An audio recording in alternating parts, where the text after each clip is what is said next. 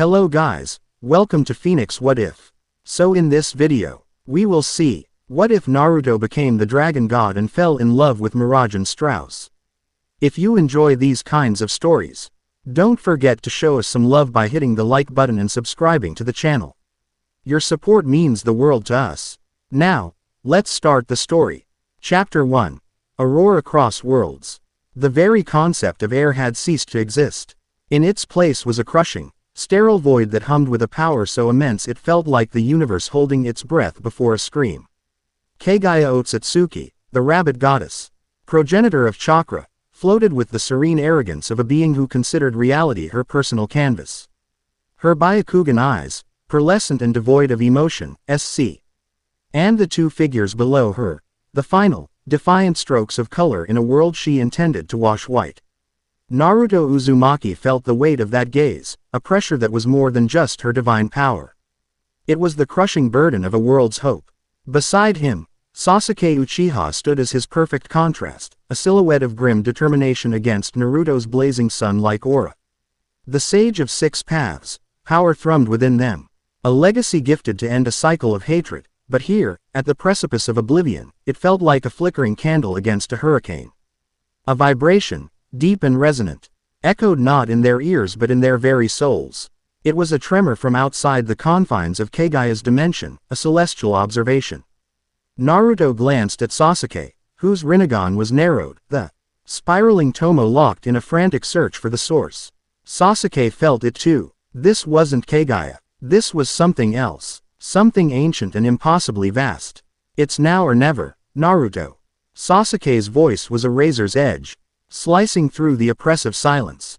He would not allow a distraction, not when they were this close. Naruto's focus snapped back. He gave a sharp, determined nod. He could feel them all, the warm, familiar chakra of his friends, his teachers, the entire shinobi alliance, pulsing within him. It was a roaring sea of wills, a chorus of voices refusing to be silenced, and he was their vessel. He was not just a boy from Konoha anymore, he was an embodiment of their collective dream. They moved as one, a synchronized storm of orange and black. Sasuke's perfect Susanoo, a colossus of indigo chakra, rose like a vengeful mountain, its ethereal blade drawn to meet the rabbit goddess's monstrous, shifting form.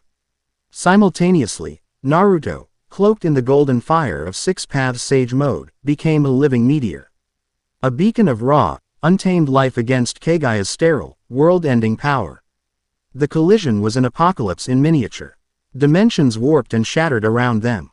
Mountains of bone, remnants of Kagaya's victims, were pulverized into cosmic dust.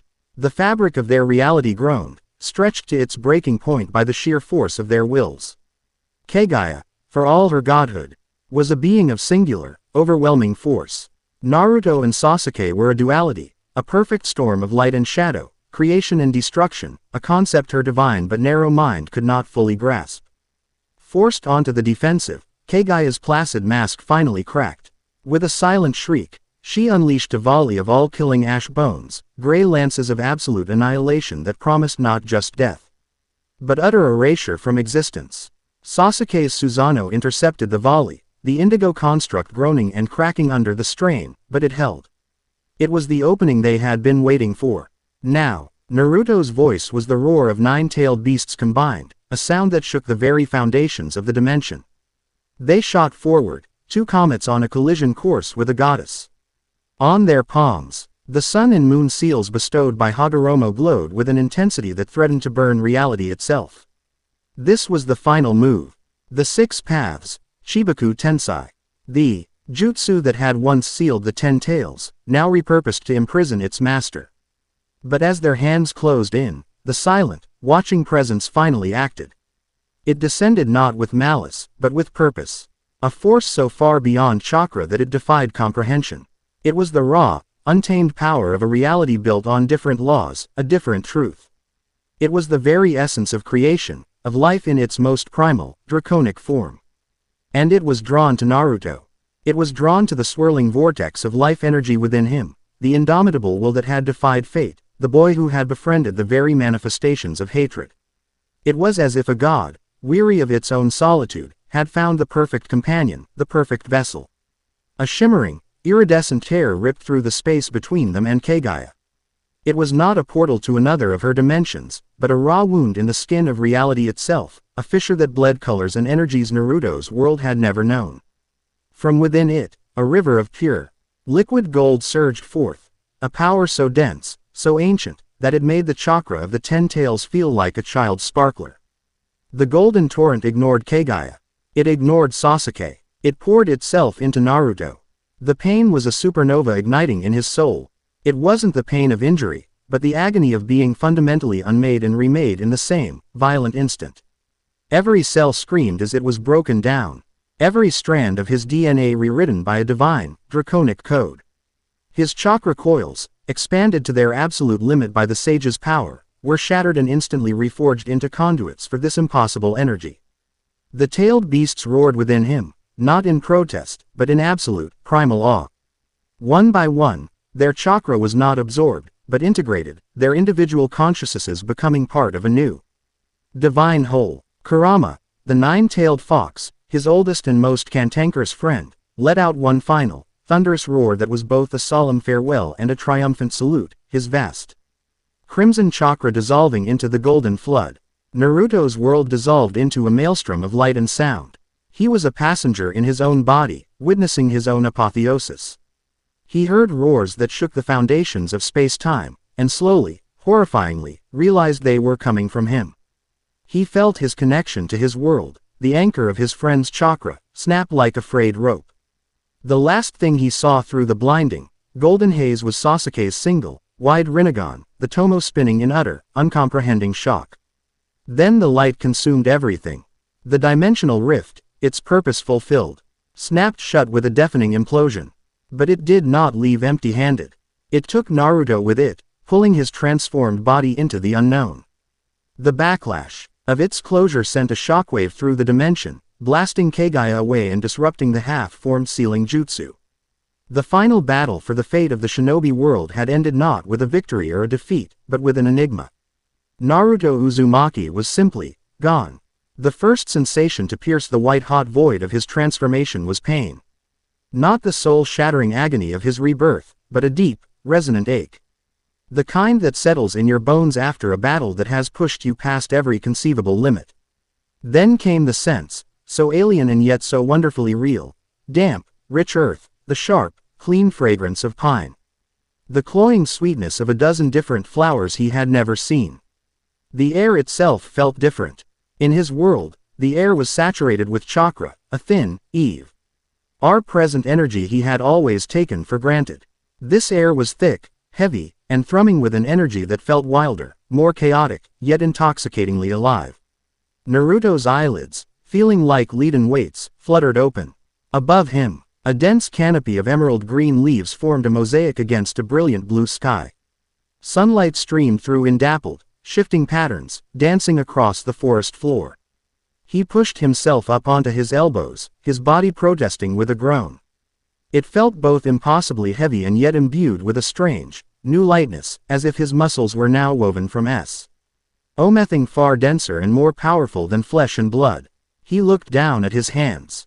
The calluses were gone. The skin was smooth, unblemished, and seemed to hum with a faint, residual golden light. His orange and black jacket was in tatters, a testament to the battle that now felt like a fever dream. But his body, it felt new. The phantom aches from a lifetime of injuries, the dull throb in his shoulder from Recentrican training, the scar on his chest from Chidori, were all gone. He felt pristine, as if he had been forged anew in the heart of a star. A roar, deep and guttural, shattered the newfound tranquility of the forest. It was a sound of pure, unadulterated rage, and it was terrifyingly close. Naruto's instincts, honed by a childhood of survival and a youth of war, took over before his conscious mind could even process the sound.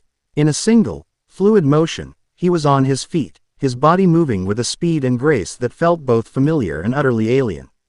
He could feel the wild energy in the air, magic. His mind supplied, though he had no idea where the word came from, and it was coalescing nearby. He burst through a thicket of shoulder-high ferns and into a sun-drenched clearing. There, a creature of pure nightmare was tearing at the earth with primal fury. It was a colossal, ape-like beast, easily twice the size of his toad summon, Gamabunta. Its fur was a dark, menacing purple, and a single sharp horn spiraled from its forehead.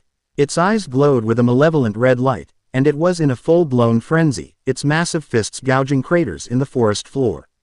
But it wasn't the beast that held Naruto's attention. It was the figure standing before it, a lone bastion of calm in a storm of rage. A woman. She had long, flowing white hair that seemed to catch sunlight and turn it into liquid silver. She wore a simple, elegant blue dress, a stark and beautiful contrast to the violence she was facing. She should have looked out of place, a fragile doll in the path of a juggernaut. Instead, she stood her ground with a serene confidence that spoke of immense, hidden power. Naruto's enhanced senses could see it, a swirling, potent aura of that same wild energy flowing around her. It was a beautiful and dangerous dance of light. She was a warrior, he knew with absolute certainty, regardless of her delicate appearance. The giant ape, which he would later learn was called a Vulcan, let out another deafening roar and charged. The ground shook with its thunderous footsteps. Its massive fists were raised, ready to pulverize the white-haired woman into a bloody stain on the forest floor. The woman's expression hardened, her serene calm replaced by a steely resolve.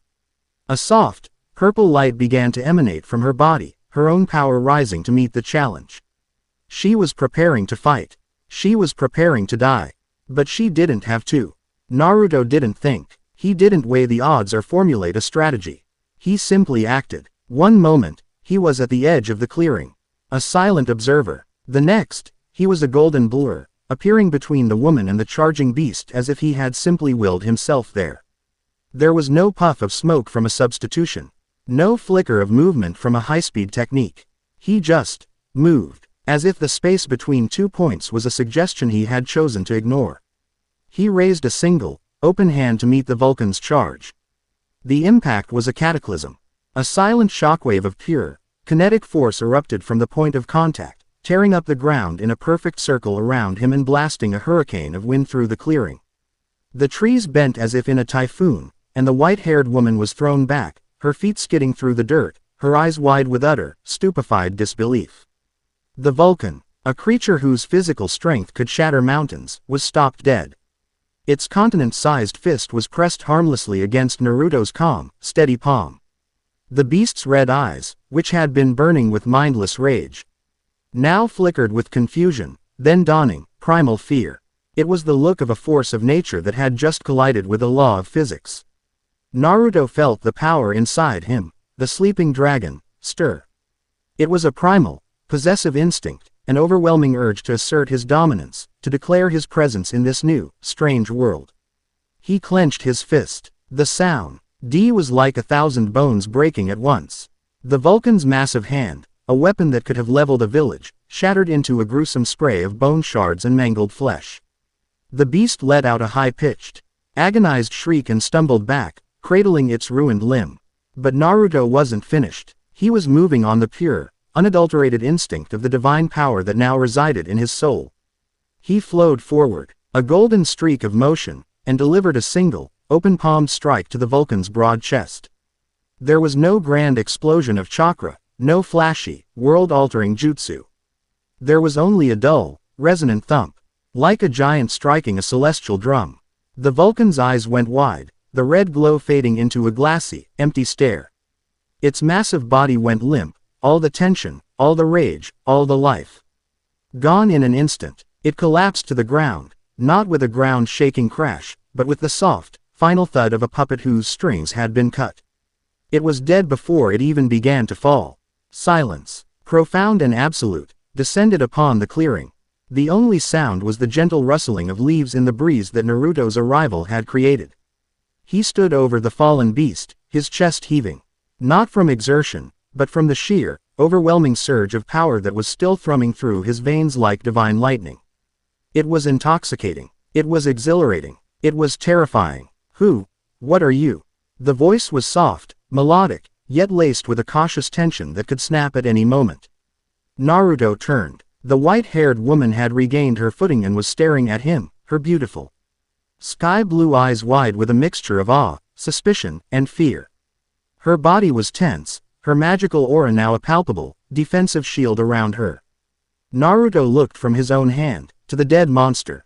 Then back to her. He opened his mouth to answer, to say his name, Naruto Uzumaki, to ask where he was, what this place was.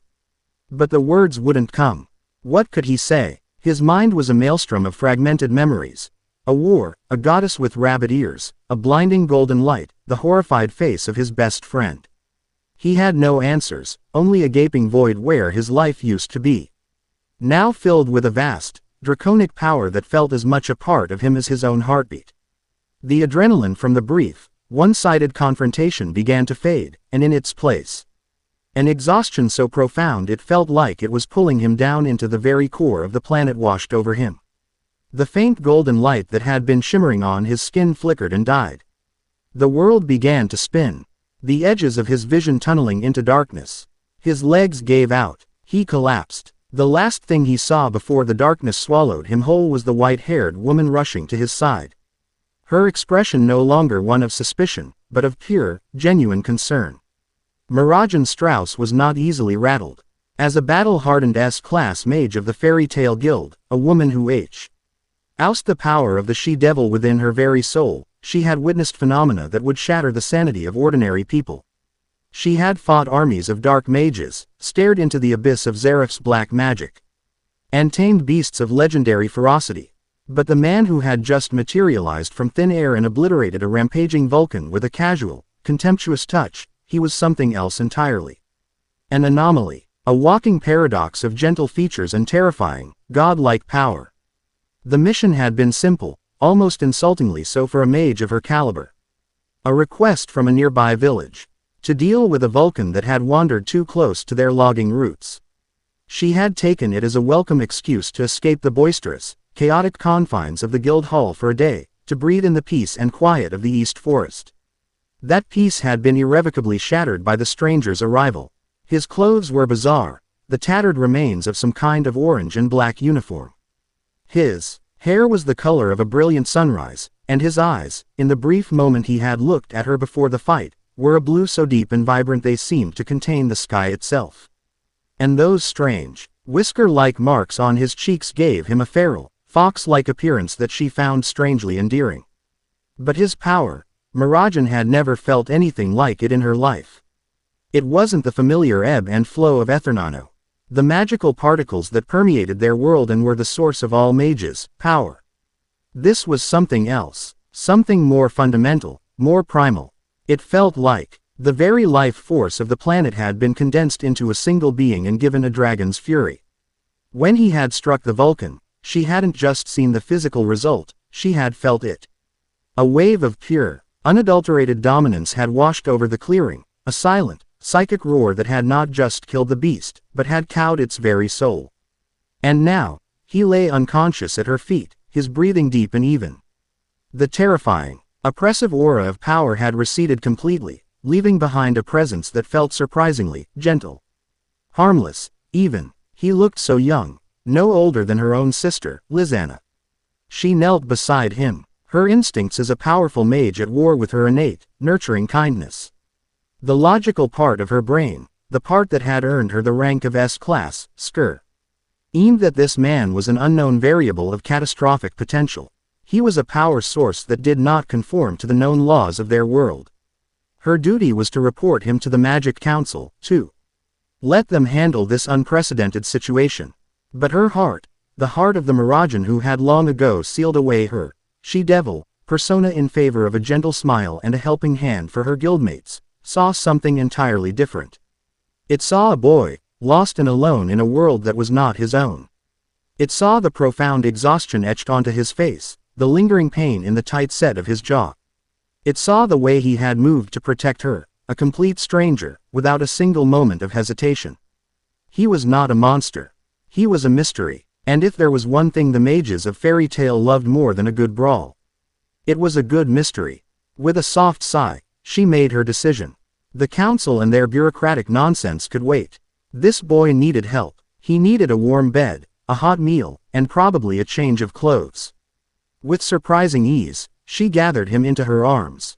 He was leanly muscled but shockingly light for someone who had just stopped a charging monster with one hand. As she lifted him, a small, metallic object, glinting in the sunlight, fell from the shredded remains of his jacket. She picked it up. It was a metal plate, attached to a strip of dark cloth. Engraved on the plate was a strange, stylized symbol of a leaf. A sigil, perhaps, a symbol of a home that she was now certain he was very, very far from. She carefully tucked the headband into a pocket of her dress and began the long walk back to the town of Magnolia. The unconscious stranger was a comforting weight in her arms, and 1,000 questions swirled in her mind. The forest was quiet once more, but Mirajane Strauss had a distinct feeling that her life, and quite possibly the entire world, was about to get a whole lot louder. The fairy tale guild hall was, as usual, a vortex of joyous, unrestrained chaos. Wooden chairs became projectiles, tables were reduced to splinters in impromptu strength competitions, and the roar of Natsu Dragnel's fire-fueled taunts mingled with grey Fullbuster's icy retorts in the familiar symphony of their daily rivalry. It was a perfect, typical afternoon. Then, the great double doors of the guild hall swung open, and the symphony came to an abrupt, screeching halt. Mirajane Strauss stood in the doorway, a serene, placid smile on her face that was utterly at odds with the unconscious, blonde-haired man she was carrying in her arms. The entire guild froze in a collective tableau of disbelief. Jaws dropped. Kana Alberona, halfway through chugging a barrel of ale, choked, spraying a fine mist of alcohol over a very unamused Macau convult. Mirajane, who is that? Lizanna, Mirajane's younger sister, was the first to break the spell, rushing to her side, her eyes wide with concern. I'm not entirely sure, Mirajane said, her voice as calm and steady, as if she were merely announcing the daily specials. I found him in the forest. He took care of that Vulcan I was assigned to. Her statement sent a ripple of murmurs through the stunned crowd. NGLE mage taking out a Vulcan was certainly noteworthy, but for a complete stranger to do so, and for the gentle Mirajane to be carrying him back like a lost kitten, was a different matter entirely. Urza Scarlet, her crimson hair a brilliant banner against her gleaming Heart Crew's armor, strode forward, her expression a mask of stern, analytical curiosity. Is he injured? Should I fetch Perliuzica? He's just exhausted, Mirajane replied, shifting his weight slightly. He used a very strange kind of power, Urza. I've never felt anything like it.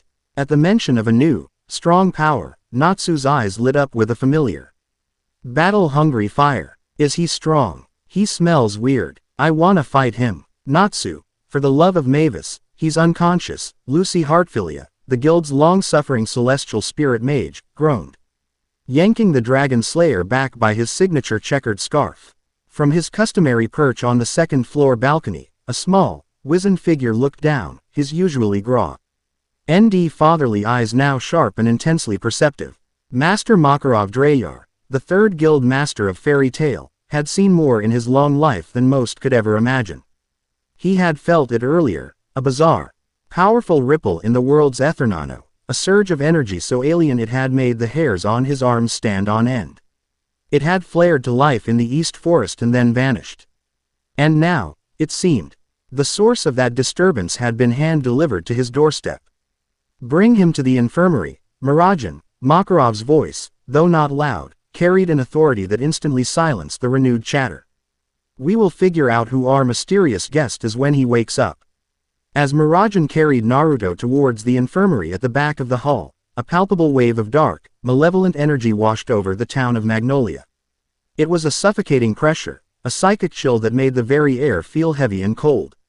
The cheerful, boisterous atmosphere of the guild hall vanished in an instant, replaced by a tense, battle-ready silence. What was that? Gray demanded, his shirt already mysteriously gone and his hands glowing with the frost of his ice-make magic. An attack, Urza stated, her voice grim. A golden light enveloped her as her armor shifted in a flash of requip magic, reforming into the multi-bladed Heaven's Wheel armor.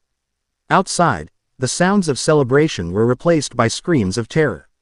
The clear blue sky over Magnolia was being consumed by a sickly, swirling purple vortex, and shadowy figures in ragged black robes were emerging from the alleyways, their bodies radiating a corrupt, twisted magic.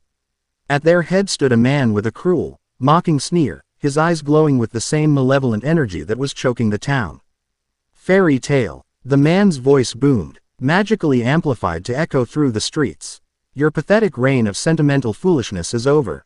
The world will be cleansed by the purifying power of the abyss, and we, the Shadow Coven, shall be its righteous harbingers. Makarov's expression turned to stone. A dark guild, and a bold one, to attack Magnolia in broad daylight. He leapt from the balcony, his small body beginning to grow, distorting as he prepared to unleash his awe-inspiring Titan magic. Fairy tale, to arms. Protect our home. The guild responded with a single, unified war cry that shook the building to its foundations. They were a chaotic, dysfunctional family, but they were a family that would die for their home and for each other. They surged out of the guild hall, a tidal wave of righteous fury ready to meet the threat head-on. Mirajane, however, had paused at the infirmary door. She looked from the unconscious boy on the bed to the raging battle outside. Her duty was clear. Her family needed her. With one last, worried glance, she gently laid Naruto down and turned to join the fray, her hands already beginning to glow with the ominous purple light of her Satan soul.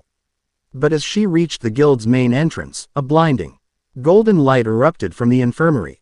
It was so brilliant, so powerful, that it shone through the thick wooden walls, casting the entire guild hall in its divine glow.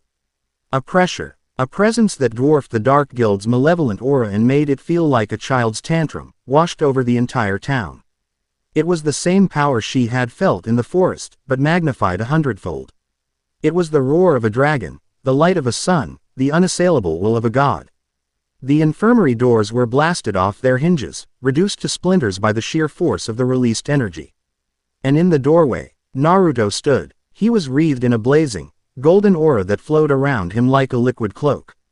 His blue eyes were glowing with an inner fire, the pupils now slitted like a dragon's. He was no longer the exhausted boy she had carried from the forest. He was a being of immense, terrifying power, and his piercing gaze was fixed on the chaos outside. He saw the archmages terrorizing innocent civilians. He saw the members of Fairy Tail, the people who had offered him shelter without question, fighting with desperate courage to protect their home. And in that instant, something deep inside him, a core principle that had defined his entire, difficult life, ignited into an inferno. You don't hurt the people I care about. He vanished from the infirmary doorway in a streak of golden light. He reappeared in the dead center of the town square, a silent, blazing figure standing between the forces of Fairy Tail and the Shadow Coven.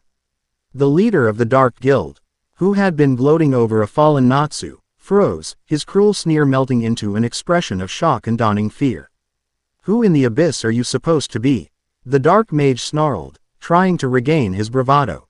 Naruto didn't answer with words. He simply raised his hand, his palm open towards the sky. The golden aura around him intensified, and the very air began to hum, to vibrate with an unseen, unimaginable power.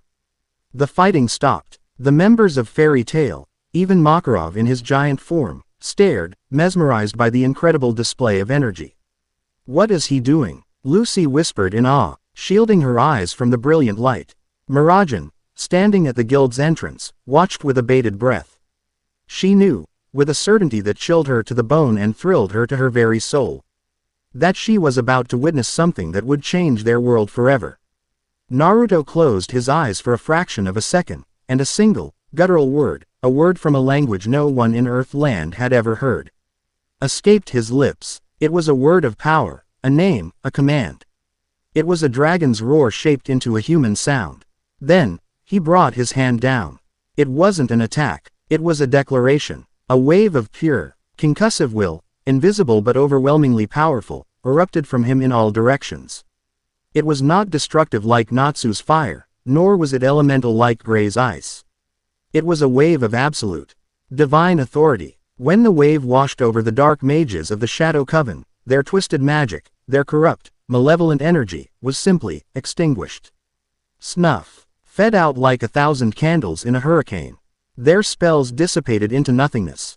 Their dark auras vanished. They were thrown back, not by a physical blow, but by a psychic pressure that seemed to crush their very intent to do harm. They collapsed to the ground in a heap, unconscious but physically unharmed, their connection to their dark magic permanently and irrevocably severed.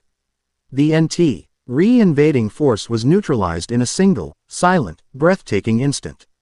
The sickly purple sky above Magnolia shattered like glass, revealing the clear, brilliant blue of the afternoon. The oppressive, malevolent energy was gone, replaced by the warm, life-affirming golden light that still emanated from Naruto. And then, as quickly as it had appeared, the golden aura faded, sinking back into his skin. He stood alone in the center of the now silent town square. He looked around at the stunned, awestruck faces of the fairy tale mages, at the unconscious bodies of their enemies, and a look of profound confusion crossed his face. He had acted on pure, protective instinct, but he had no conscious idea of what he had just done. The divine power receded, and the bone-deep exhaustion, held at bay by the sudden rush of adrenaline, came crashing back with a vengeance. His knees buckled, and he fell to one knee, panting, his head bowed. The silence was broken by the sound of a single, soft footstep. Mirajane was walking towards him, her expression unreadable. She stopped directly in front of him, looking down at the kneeling, blonde-haired stranger who had just saved their town with a power beyond all comprehension. Then she did something that surprised everyone, including herself. She smiled. A genuine, warm, and utterly dazzling smile that seemed to outshine the sun itself. "You," she said, her voice soft but firm, "have a lot of explaining to do. But first, I think you've earned that hot meal." For a moment, there was silence. Then, the rest of the fairy tale guild, shaking off their collective shock, erupted into a single, deafening cheer. They didn't understand what had just happened. They didn't know who this stranger was or where he had come from. But he had protected their town, their family, their home. And in the simple, unwavering code of fairy tale, that made him one of them. Naruto looked up from the cobblestones, past Mirajane's gentle, smiling face, to the cheering, chaotic, and wonderfully alive family of mages behind her. And for the first time since he had woken up in this strange, new, and terrifying world, he felt a flicker of something he thought he had lost forever in the blinding light between dimensions. Hope. Chapter 1 End. Chapter 2. The Weight of a Name. The first thing Naruto registered was the scent of antiseptic herbs and clean linen. The second was the gentle, rhythmic hum of a life that was not his own, a peaceful cadence that was a world away from the silent, crushing void of his last memory. He opened his eyes to a ceiling of dark, comforting wood. A stark contrast to the bleached-out white of Kagaya's prison. A soft breeze drifted through an open window, carrying with it the distant sounds of laughter, shouting, and the percussive crash of what sounded suspiciously like a table being broken. He sat up, his body aching with a deep, profound weariness, but the sharp, soul-tearing agony was gone.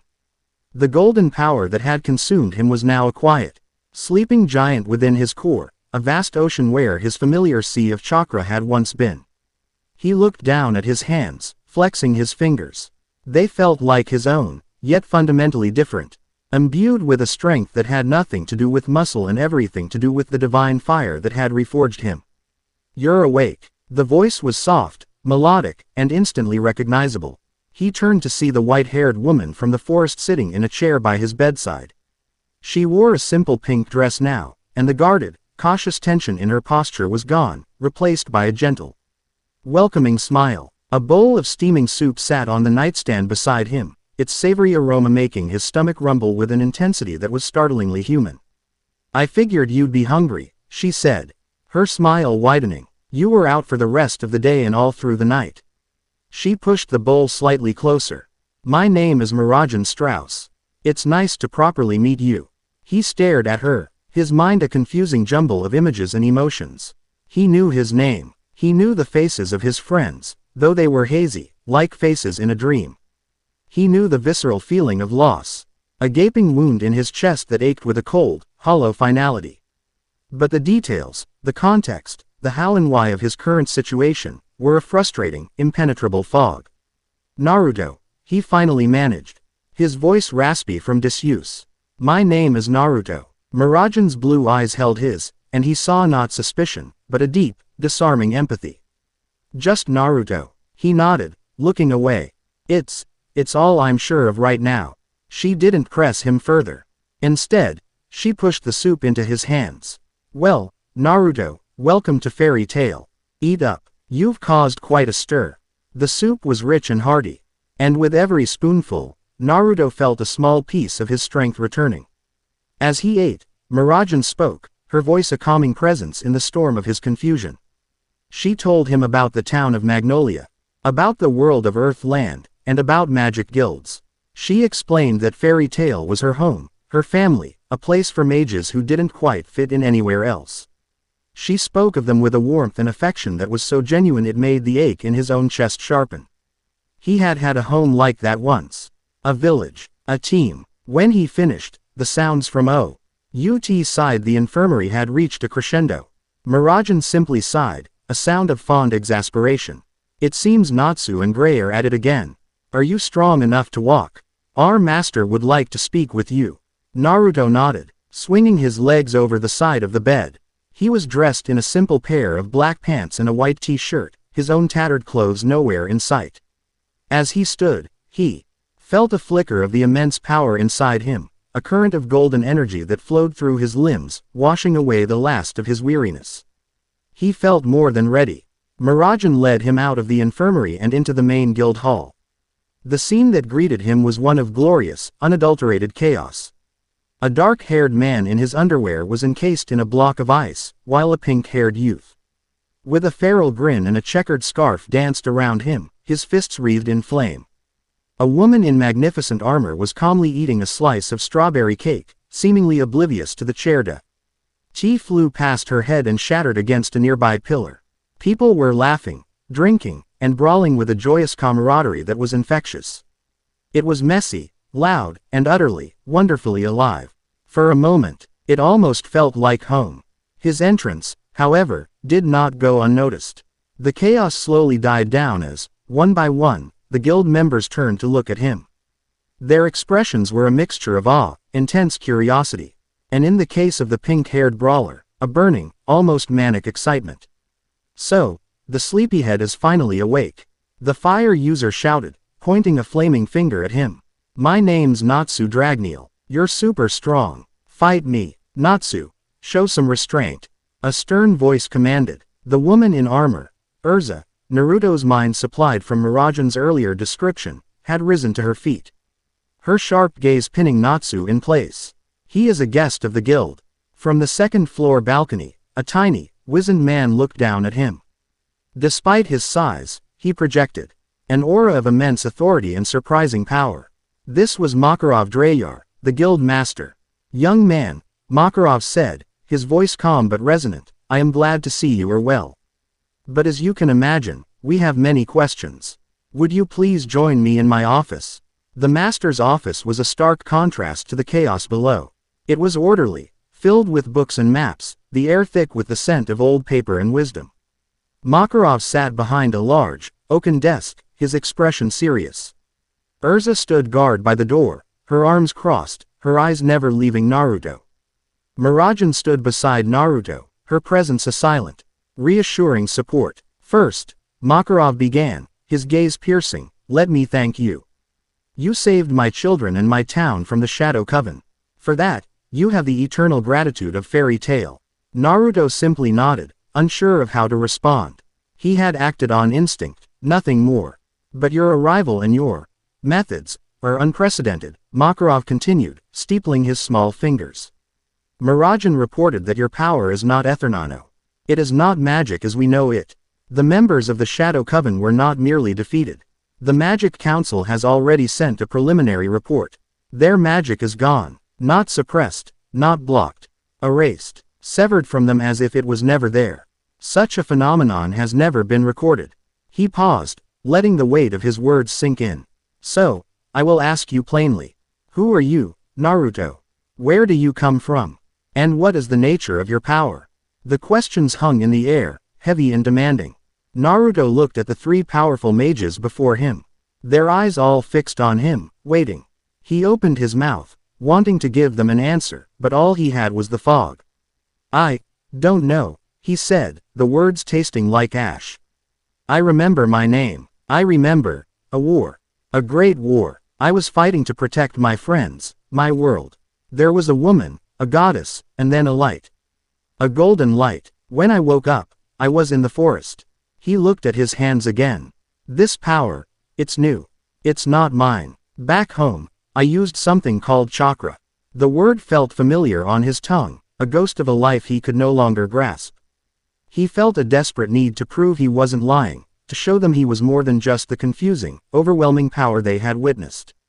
He tried to tap into that old, familiar sea within him, too. Summon the swirling ball of blue energy that had been his signature, his legacy. He focused, molding the phantom energy in his palm. A faint, blue spark flickered to life, unstable and weak. He tried to pour more power into it, but there was nothing to draw from. The wellspring of his chakra was gone, replaced by the vast, placid ocean of golden draconic energy, a power that did not respond to his old methods. The blue spark wavered, sputtered, and died with a pathetic hiss, leaving behind only the scent of ozone. The failure was a physical blow. A wave of dizziness and despair washed over him. He was truly lost. The foundation of his entire existence, the power he had spent his entire life mastering, was gone. He was a stranger in his own body. That's enough, Mirajane said, her voice soft but firm. She stepped forward, placing a gentle hand on Naruto's shoulder. Can't you see he's telling the truth? He's as lost as we are. Pushing him won't give you the answers you want, Master. Akarov looked from Mirajane's compassionate face to Naruto's visible distress. The old master's eyes, which had seen through countless deceptions, saw no lie in the boy's tormented expression. He saw only profound confusion and a deep, soul-crushing loss. Forgive an old man's caution, my boy, Makarov said, his tone softening considerably. We live in a world where great power often comes with great and terrible ambition. He picked up a familiar object from his desk. It was Naruto's headband, the metal plate gleaming under the office light. This symbol, does it mean anything to you? Naruto took the headband, his fingers tracing the engraved leaf. Konoha, he whispered, the name surfacing from the depths of his fractured memory. The village hidden in the leaves. It was my home. The name meant nothing to the others. But for Naruto, it was the first solid piece of his past he had been able to grasp. A wave of homesickness so intense it nearly brought him to his knees washed over him. Before anyone could speak again, the office door burst open and a short, frantic-looking mage with a pointed hat rushed in. Master, an urgent message from the Magic Council. They've dispatched a full investigative unit from the 4th Enforcement Division. They're on their way to Magnolia now. They say they're coming to apprehend a Class S unregistered anomaly, responsible for the magical neutralization of an entire guild. Urza's posture stiffened. They're coming for him. Makarov's expression hardened into one of grim resolve. The council, in their infinite wisdom, see a weapon to be controlled or destroyed. They do not see a lost boy who needs our help. He looked directly at Naruto, his gaze unwavering. They will not have him. He slammed his small fist on the desk, the wood Cr. Acting under the force of his conviction. Naruto saved this town. He acted to protect innocent people. As of this moment, he is under the protection of the Fairy Tale Guild. The council can argue with me if they have a death wish. The little mage squeaked and fled the room. The sheer protective fury radiating from the diminutive master was a palpable force. Naruto stared at him, stunned.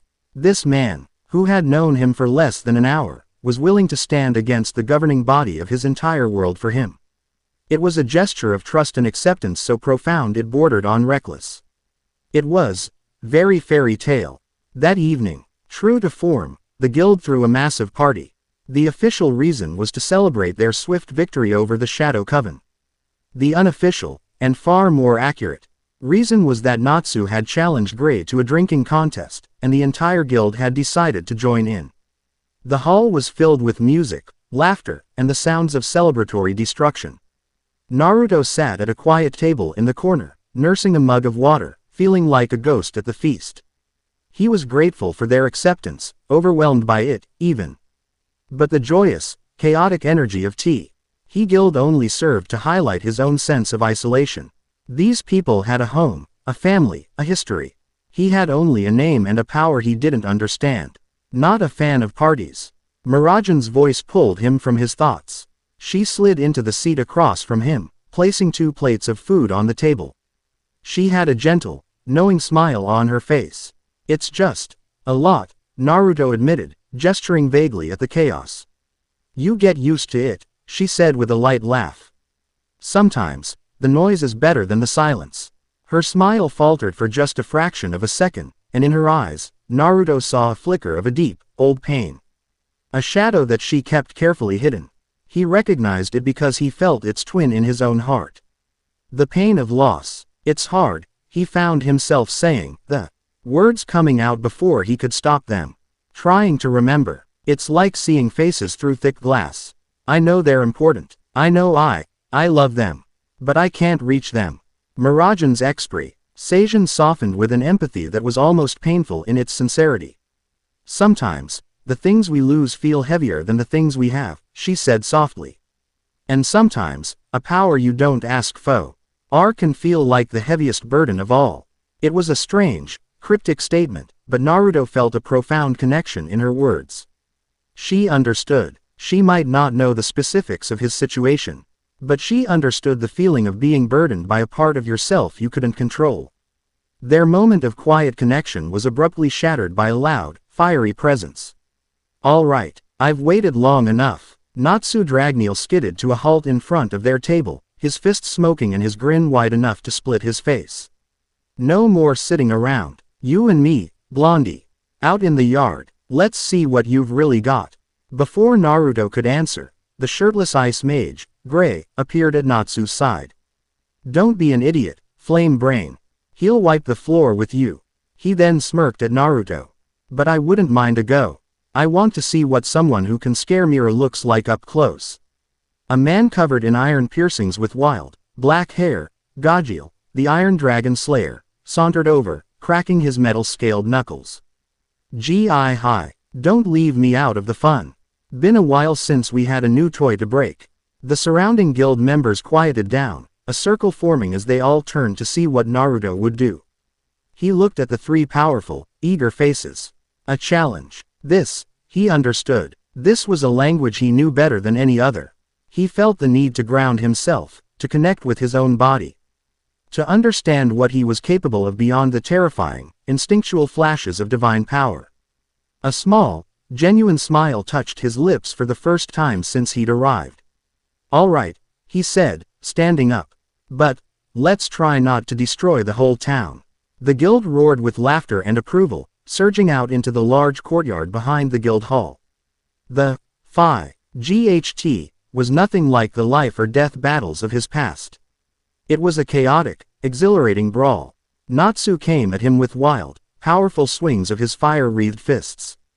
Gray was more tactical, ting weapons of ice and trying to trap his feet. Gajeel was a brute, his limbs transforming into iron pillars and blades. Naruto didn't use the golden aura. He didn't need it, he simply moved. His body, reforged by draconic power, was faster, stronger, and more resilient than ever before. He flowed between their attacks, a phantom in the chaos. He dodged, parried, and redirected their blows with an ease that was almost contemptuous. He wasn't just a vessel for a god's power. His own skills as one of the world's greatest shinobi were still there, honed to a razor's edge and amplified by his new physiology. This wasn't a display of overwhelming power, it was a masterclass in combat. He was showing them, not telling them, that he was more than a one-trick pony. The spar reached its climax when Natsu, roaring with frustration, unleashed his fire dragon's roar, a massive torrent of flame that threatened to incinerate the entire courtyard.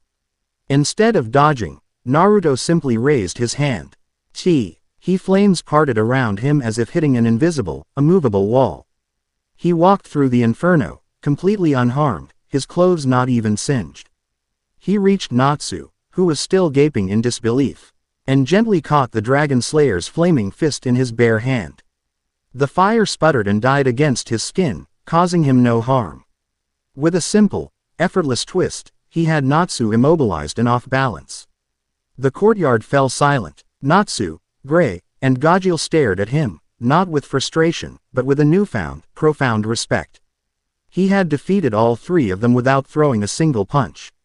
As the party began to wind down and the guild members started to drift away, Makarov approached him, Mirajane at his side. The guild master had a thoughtful expression on his face. You have the heart of a warrior, son," Makarov said, his voice filled with a quiet approval.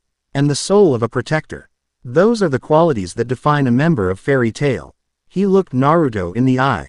"You may not know where you came from, but you need a place to belong now. A family to watch your back while you find your way."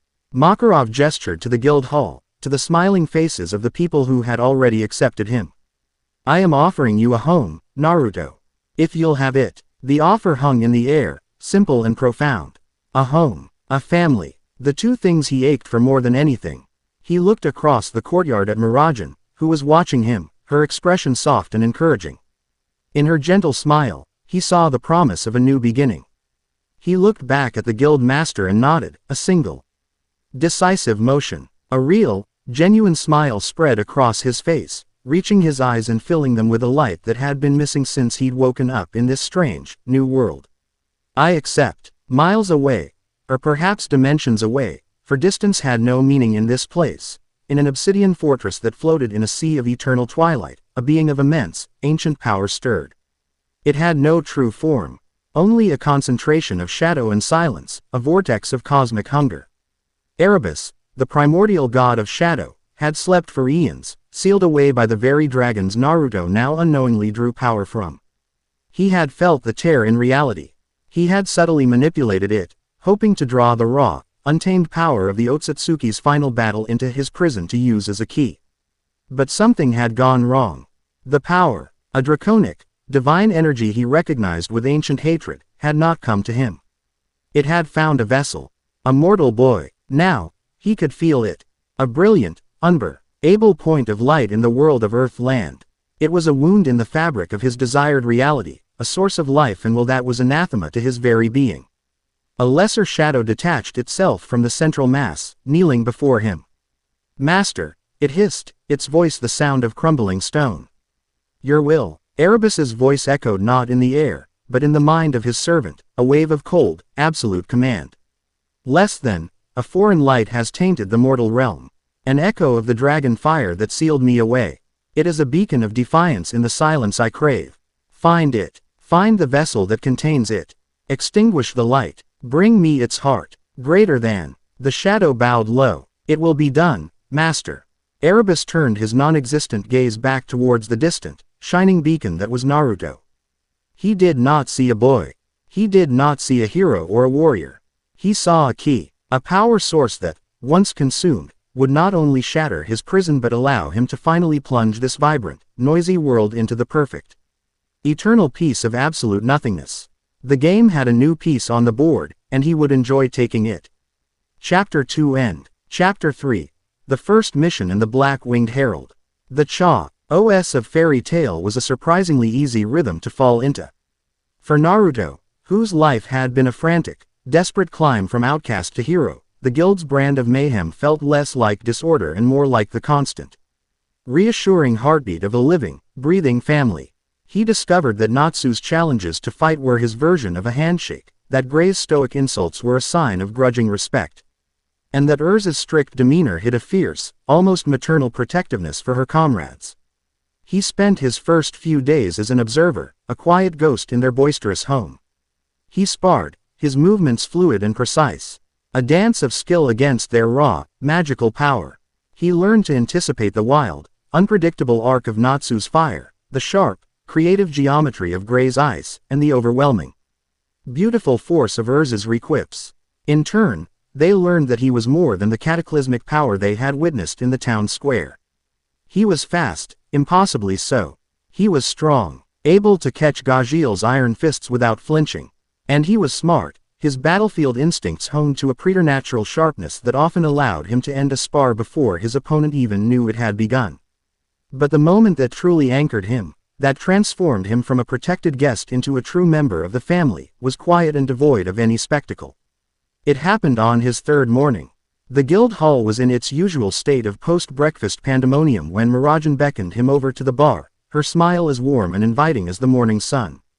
"I believe this is yours," she said, her voice a gentle melody under the din of the hall. She held up the guild's stamp, the intricate, bird-like crest of Fairy Tail. "You're one of us now, Naruto. You should wear our mark with pride." "Any particular color?" Where would you like it? He looked at the stamp, then at her sincere, welcoming eyes.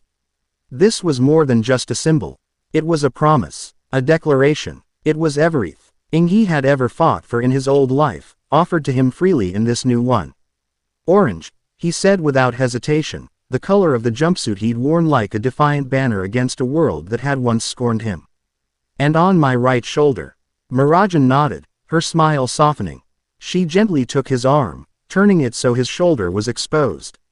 Her touch was soft, her fingers surprisingly cool against his skin. As she pressed the magical stamp against him, he felt a strange, pleasant warmth spread through his arm, a tingling sensation as the emblem of the fairy became a permanent part of him. It settled over his skin in a vibrant, defiant orange, a perfect match to the memory of his past and a beacon for his future. There, she said, pulling back, her eyes shining. Now it's official. Welcome home, Naruto. Home, he repeated, the word feeling solid and real on his tongue for the first time. He looked from the mark on his shoulder to Mirajane's smiling face, and the vast, aching void in his chest felt, for just a moment, a little less empty. A mission. Naruto looked up from the book Lucy had been trying to get him to read, a pulpy romance novel she insisted was a literary masterpiece. Master Makarov stood before him, his expression serious. The guild hall, for once, was relatively calm. That is correct. It is past time you were officially integrated into our work. And, if I am being honest, I wish to see what you are capable of in a more controlled environment than a full-scale invasion.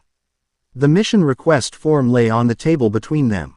The town of Oakhaven, a small settlement nestled deep in a forest to the north, was suffering from a mysterious blight. It was killing the trees, poisoning the soil, and causing a strange, listless sickness in the populace. Their request was simple: identify the source of the blight and cleanse it. The reward was a respectable 200,000 jewel. It doesn't sound like a dark guild, Urza commented from a nearby table W. Here she was meticulously polishing her spear. No, it doesn't, Makarov agreed. The report says several independent mages have tried and failed. They claim the magic feels wrong, that their spells are devoured by the sickness in the land. It is a mystery, and I believe Naruto's unique abilities may be perfectly suited to solving it. He shouldn't go alone, a voice interjected. Mirajane was wiping down the bar, her back to them. But her tone was firm. He still doesn't know our customs, or how the mission system works. He'll need a guide. She turned, a deceptively casual smile on her face. I'll go with him. It's been a while since I've taken a mission outside of town. Natsu, who had been listening with keen interest, shot to his feet. Hey, if anyone's gonna go with him on his first mission, it should be me. So you can set the dying forest on fire, ash for brains. Gray quipped, earning him a headbutt from the Dragon Slayer and sparking the day's first brawl. Makarov ignored them, his gaze fixed on Mirajane. He saw the genuine concern in her eyes, the flicker of curiosity, and something else, a protective instinct that had become more and more apparent whenever she was near Naruto. An excellent suggestion, Mirajane, he said with a decisive nod. Your experience will be invaluable. The two of you will depart on the morning train. Naruto looked at Mirajane, who gave him a reassuring wink. He felt a strange flutter in his stomach. The prospect of the mission was intriguing, but the thought of undertaking it with her was exciting. It was a chance to understand this new world, and to understand the kind, gentle woman with a hidden core of steel who had been his first and truest friend in it. The train ride to Oakhaven was a lesson in just how different this world was from his own. The rhythmic clatter of the wheels on the track, the sprawling, unfamiliar landscapes that rushed past the window, the mundane sight of people reading newspapers and sipping coffee. It was all so peacefully normal it felt alien. Naruto sat across from Mirajane, watching the world go by. They spoke in quiet tones, the gentle rocking of the carriage a soothing backdrop to their conversation. He found himself telling her about Konoha, the fragmented memories surfacing like islands in a vast, foggy sea. He described the faces of his teachers, the feeling of graduating from the academy, the taste of Ichiraku ramen. They were memories without context, feelings without a story, but Mirajane listened with a patient, empathetic silence, never pushing for more than he could give. In turn, she told him about her own past, her voice soft and tinged with a melancholy that she rarely showed in the guild. She spoke of her siblings, Elfman and Lizanna, and the difficulty she'd had controlling her take over magic as a child. She described the fear and rejection she had faced, and the guilt she still carried over a past tragedy that had, for a time, shattered her family. This power, she said, looking down at her hands, it can feel like a curse. You feel like a monster. And you start to believe that maybe you are one. She looked up, her blue eyes meeting his. But then you find people who aren't afraid of you, who see the person behind the power. That's what fairy tale is. A home for monsters who just want to be loved. Naruto understood her words on a level that went deeper than language. He remembered the cold stares of the villagers, the whispers of Demon Fox. He remembered the profound, crushing loneliness of a childhood spent as an outcast. And he remembered the first people who had looked at him and seen not a monster, but just Naruto. You're not a monster, Mirajane, he said, his voice quiet but firm. You're the kindest person I've met here. Her smile was a fragile, beautiful thing. And you, Naruto, are far more than just the god-like power you carry. When they arrived in Oakhaven, the wrongness Makarov had spoken of was immediately apparent. The air was heavy, carrying a faint, cloying scent of decay. The town itself was dreary, the wooden buildings faded to a listless gray. The people who moved through the streets did so with a lethargic, shuffling gait. Their faces pale and their eyes dull and clouded. A pall of apathy hung over the town, as tangible as the unnatural twilight caused by the thick, sickly canopy of the surrounding forest. The trees themselves were a horrifying sight. Their leaves were a brittle, ashen gray, their branches twisted into agonized shapes, the bark peeling away to reveal wood that looked rotten and diseased. It wasn't just a dying forest. It was a forest being actively murdered. I can feel it, Mirajane whispered, her hand resting on the hilt of a small, concealed blade she wore at her hip. The dark magic here is thick. It's hungry. Naruto felt it too, but he perceived it differently. To him, it wasn't just dark magic. His connection to life energy, a gift of his new draconic nature, allowed him to sense the very life force of the world around him. And here, that life force was being siphoned away, consumed by an opposing force. It was a negative energy, a void that actively devoured and corrupted life. It felt fundamentally, cosmically wrong. It was the energy of a predator. They spent hours investigating, speaking to the town's sullen mayor, examining the diseased trees. Blight was spreading from a central point, deep in the heart of the forest. With the sun beginning to set, casting long, distorted shadows through the dying woods, they made their way towards the source.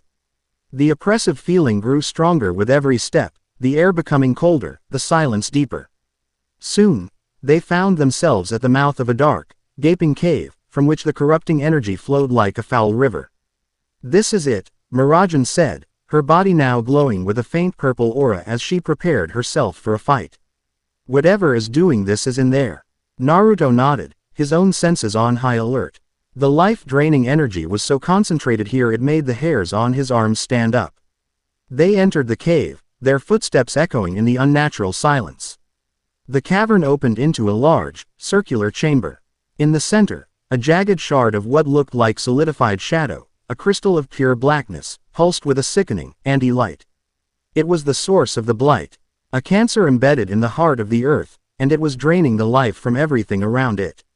Standing before the crystal was a figure. It was humanoid, but gaunt and unnervingly tall.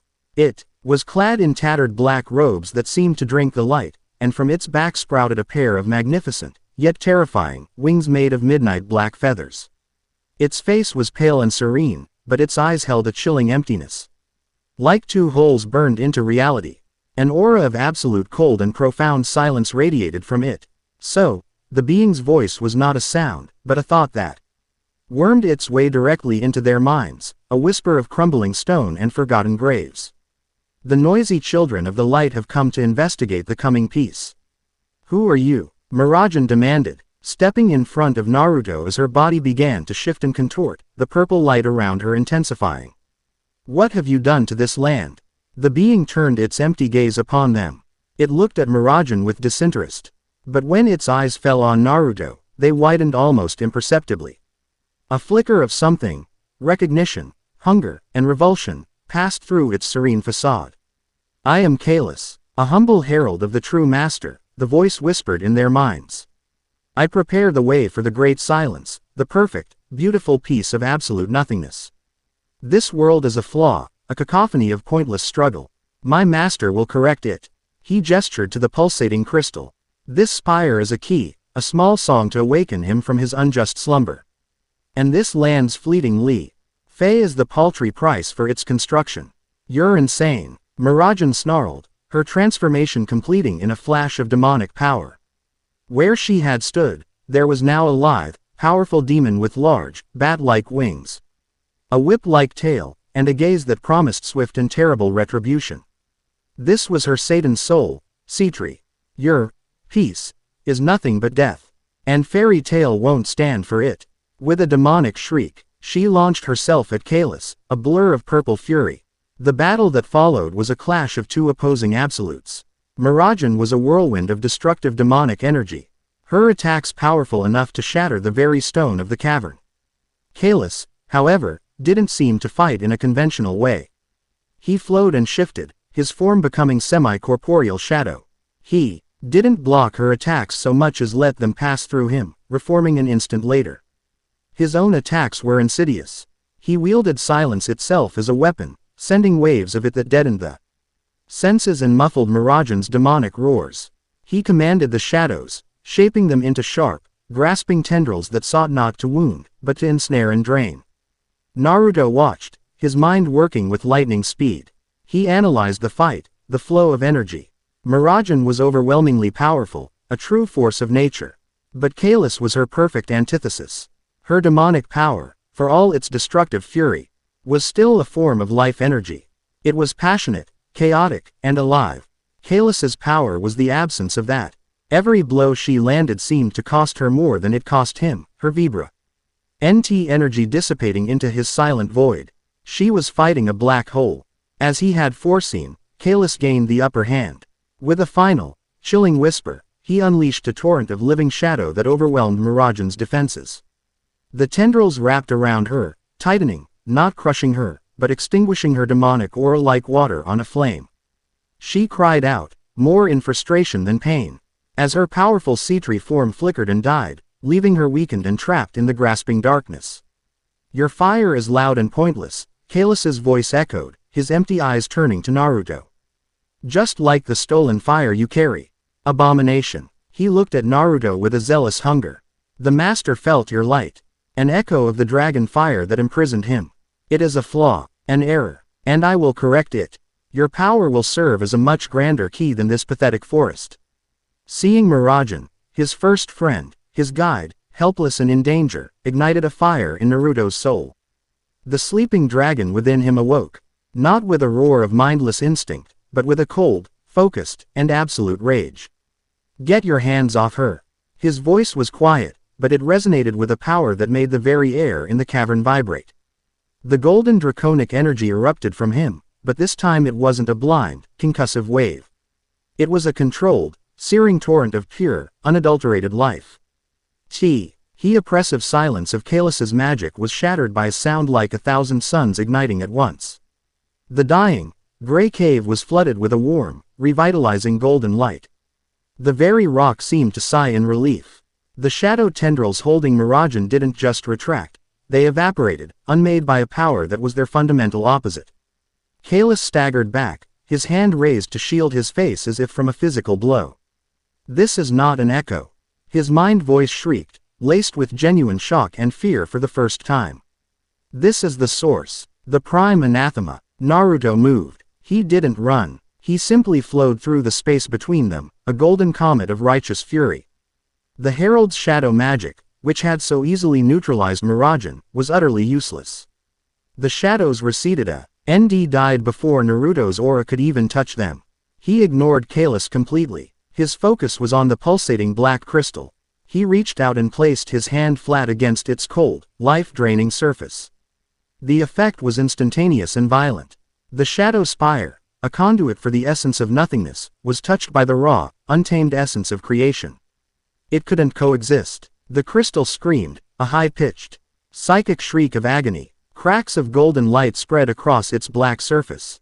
Then, with a final, deafening implosion of light and shadow, it shattered, vaporized into nothing. The backlash blasted Kalis across the cavern. He slammed into the far wall, his form flickering and unstable. One of his black, ethereal wings had been completely disintegrated by the purifying light, and his serene facade was gone. Replaced by a mask of horrified disbelief. He knew he could not win. He could not even survive in the presence of this power.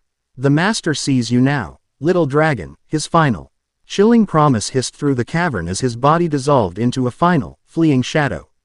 Your light will not save this world. It will only show him the way.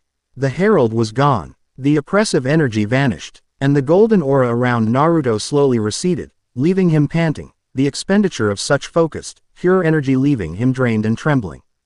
Naruto, Mirajane, now freed, rushed to his side, her face etched with concern. She helped him to his feet, her touch grounding him. They stood in the silent cavern, sharing a look of mutual respect and profound worry. She had now seen a glimpse of the true, terrifying scope of his divine power, and he had seen her fierce, demonic strength and her vulnerability. Their bond, forged in the quiet moments of conversation, had been tempered in the fires of a battle against the Absolute. As they emerged from the cave, they witnessed a miracle. The blight was receding in real time. The ashen gray of the trees was slowly giving way to a healthy brown. And the faintest hints of green were returning to the leaves. The air was cleaner, lighter. Life was returning. When they returned to Oakhaven, the townsfolk were already stirring from their listless stupor, color returning to their faces, their eyes clearing. They were hailed as saviors, heroes who had done the impossible. The train ride back to Magnolia was quiet. Mirajane eventually drifted off to sleep, her head resting against the vibrating window pane, the exhaustion of the battle finally claiming her. Naruto watched her, a fierce, protective feeling welling in his chest. He was no longer just a lost boy. He had a home to protect. He had friends, a family, to fight for. Kalis's final words echoed in his mind. The master sees you now. This wasn't just a random mission. It was the opening salvo of a new war, a war against an ancient, cosmic enemy that wanted to extinguish not just him, but all of creation. His amnesia was no longer a personal tragedy, it was a critical, dangerous liability. He needed answers. He needed to understand the power he wielded. He looked at Mirajane's peaceful, sleeping face, and a new, unshakable resolve settled in his heart. He would find those answers. He would master this power. And he would not let any god of shadow, or anyone else, ever take this new home away from him. Chapter 3 End. Chapter 4. Whispers and Warrants. The return to the guild was like a thunderclap of warmth and noise after the chilling silence of Kalis's cave. They had barely stepped through the doors, weary and streaked with the grime of their journey, when a roar of welcome went up. Natsu, ever the first to scent a victory or a fight, was upon them in an instant, his grin a feral slash of pure excitement. You're back. Did ya beat it? Was it strong? Did it look tasty? He fired off, sniffing the air around Naruto as if he could smell the lingering traces of their enemy. Natsu, give them room to breathe, Urza's firm voice cut through the burgeoning chaos. She stood before them, her sharp eyes scanning them for injuries. Seeing none, a flicker of pride softened her stern expression. Report. Was the mission a success? The blight has been cleansed, Mirajane announced, her voice carrying a note of exhaustion but also triumph. The guild erupted in cheers. Mugs were raised, fists were pumped into the air, and Kana was already calling for a celebratory barrel. Naruto found himself swept up in the whirlwind of their joy. People he barely knew clapped him on the shoulder, congratulating him, their acceptance so unconditional it was almost dizzying. He was a part of this now, a piece of this chaotic, beautiful, living thing. His victory was their victory. Later, in the quiet of Makarov's office, the mood was far more somber. The three of them stood before the guild master's desk as Mirajane gave a detailed account of the events in Oakhaven. She described the life-draining blight, the shadow spire, and the black-winged herald who called himself Kalis. When she spoke of his master, Erebus, the ancient god of shadow, Makarov's jovial facade fell away completely, replaced by a deep, historical gravity. Ebus, Makarov whispered the name as if it were a curse. One of the primordial deities, a being of immense, world-ending power from the age of gods. It was believed he was sealed away by the Dragon Kings themselves in the dawn of time. If he is stirring, if he has heralds acting in the world once more, this is a threat far greater than any dark guild. Far greater, even, than Zerf. His wise, old eyes settled on Naruto. A new and profound understanding dawning within them. This herald called your power, Dragon Fire. Kalis was not speaking metaphorically, was he, my boy? Naruto shook his head, the pieces beginning to click into place in his own mind.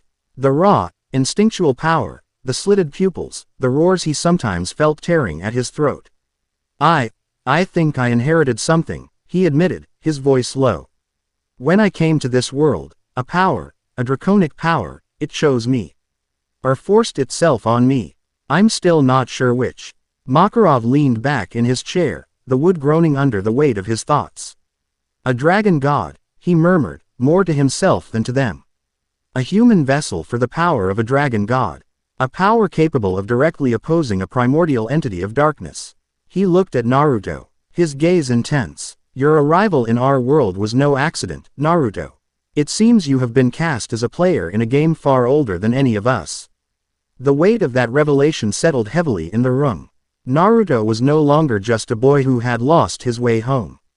He was a living weapon, a key, a shield against a darkness he was only just beginning to comprehend. And the enemy knew his name. That evening, the celebratory party raged below, but Naruto found himself seeking the quiet solitude of the guild hall's roof. He sat on the edge, his legs dangling over the side. Watching the stars begin to pepper the darkening sky. They were different from the stars of his own world, their constellations unfamiliar and strange, another small, sharp reminder of how truly lost he was. The soft sound of footsteps on the roof tiles announced her arrival before he even turned. Mirajane sat down beside him, not too close, but near enough that he could feel the gentle warmth of her presence. She held 2 mugs, steam curling from them in the cool evening air. She handed one to him. It was warm milk with a hint of honey. I thought you might need something calming, she said, her voice a soft counterpoint to the raucous music drifting up from below. Today was a lot to take in. You can say that again, Naruto sighed, taking a sip. The warm liquid was surprisingly soothing. A primordial god, a destiny I didn't ask for. It's a bit much for a guy who still can't remember his own mother's face. They sat in a comfortable silence for a long moment, watching the town of Magnolia light up for the night. The sounds of the party seemed a world away. I was scared, Mirajane said suddenly, her voice barely a whisper. She was staring down into her mug, her silver hair hiding her expression. When that thing, Kalis, trapped me. His power, it was so cold. It felt like dying, not just my body, but my soul. Like I was being erased. She looked up at him then, her blue eyes reflecting the starlight. And in their depths, he saw a vulnerability she showed to no one else. And then I saw you. Your light, it wasn't just powerful, Naruto. It was warm. It was alive. It was the most brilliantly alive thing I've ever felt. You didn't just break his shadows, you reminded me what it felt like to be alive. You saved more than my life in that cave. Her confession hung in the air between them. Intimate and raw. He saw not the S-class mage, not the gentle barmaid, not the terrifying she-devil, but just Mirajane. A woman who had faced oblivion and been pulled back by a light she was only just beginning to understand. I was scared too, Naruto admitted, his own voice thick with an emotion he couldn't name. When I saw him grab you, when I saw your light start to fade, something inside me just snapped. The dragon, or whatever it is, it wasn't just rage. It was possessive. The thought of your light being extinguished was, he trailed off, unable to find the words. The thought was simply unacceptable, unbearable. It violated some new, fundamental law of his existence. He looked at her, at the way the moonlight seemed to catch in her hair, turning it into a halo of spun silver. He saw the kindness in her eyes, the strength in her jaw, the quiet resilience that defined her. In a world where he had lost everything, she had become his anchor. His first memory of kindness. His first true connection. I'm glad you were with me, Mirajane, he said, the words simple but imbued with a depth of feeling that surprised even him. A soft, genuine smile bloomed on her face. A radiant thing that made the stars seem dim in comparison. "I'm glad I was with you too, Naruto." Their moment of quiet intimacy was shattered by a sudden, jarring clang. Not from the party below, but from the front of the guild hall. It was the sound of armored boots on cobblestone, the sharp rap of a metal gauntlet on their sacred doors. The music and laughter from inside cut off abruptly. They shared a look of alarm and were on their feet in an instant, leaping from the roof and landing silently in the shadows of the alley beside the guild. Peeking around the corner, they saw a formidable sight. A full platoon of rune knights, their armor gleaming with magical enchantments, had formed a cordon around the fairy tale guild hall. At their head stood a young man with sharp, intelligent eyes and silver hair pulled back in a neat ponytail. He carried himself with an air of rigid, unyielding authority. "Lahar," Mirajane whispered, her voice tight with tension. "Head of the 4th Enforcement Division of the Magic Council. He's not here to make friends." The great doors of the guild hall swung open, bathing the street in warm light. Makarov stood in the doorway, his expression thunderous. Behind him, the members of Fairy Tail were a wall of defiant fury. For once, Natsu and Gray stood shoulder to shoulder, their respective elements crackling around their fists, their rivalry forgotten in the face of a common enemy. "Captain Lahar," Makarov's voice was dangerously calm. "To what do we owe the pleasure of this armed intrusion? Have you finally decided to declare war on my guild?" Lahar met the guild master's gaze without flinching. He held up an official-looking scroll, the council's seal gleaming on its surface.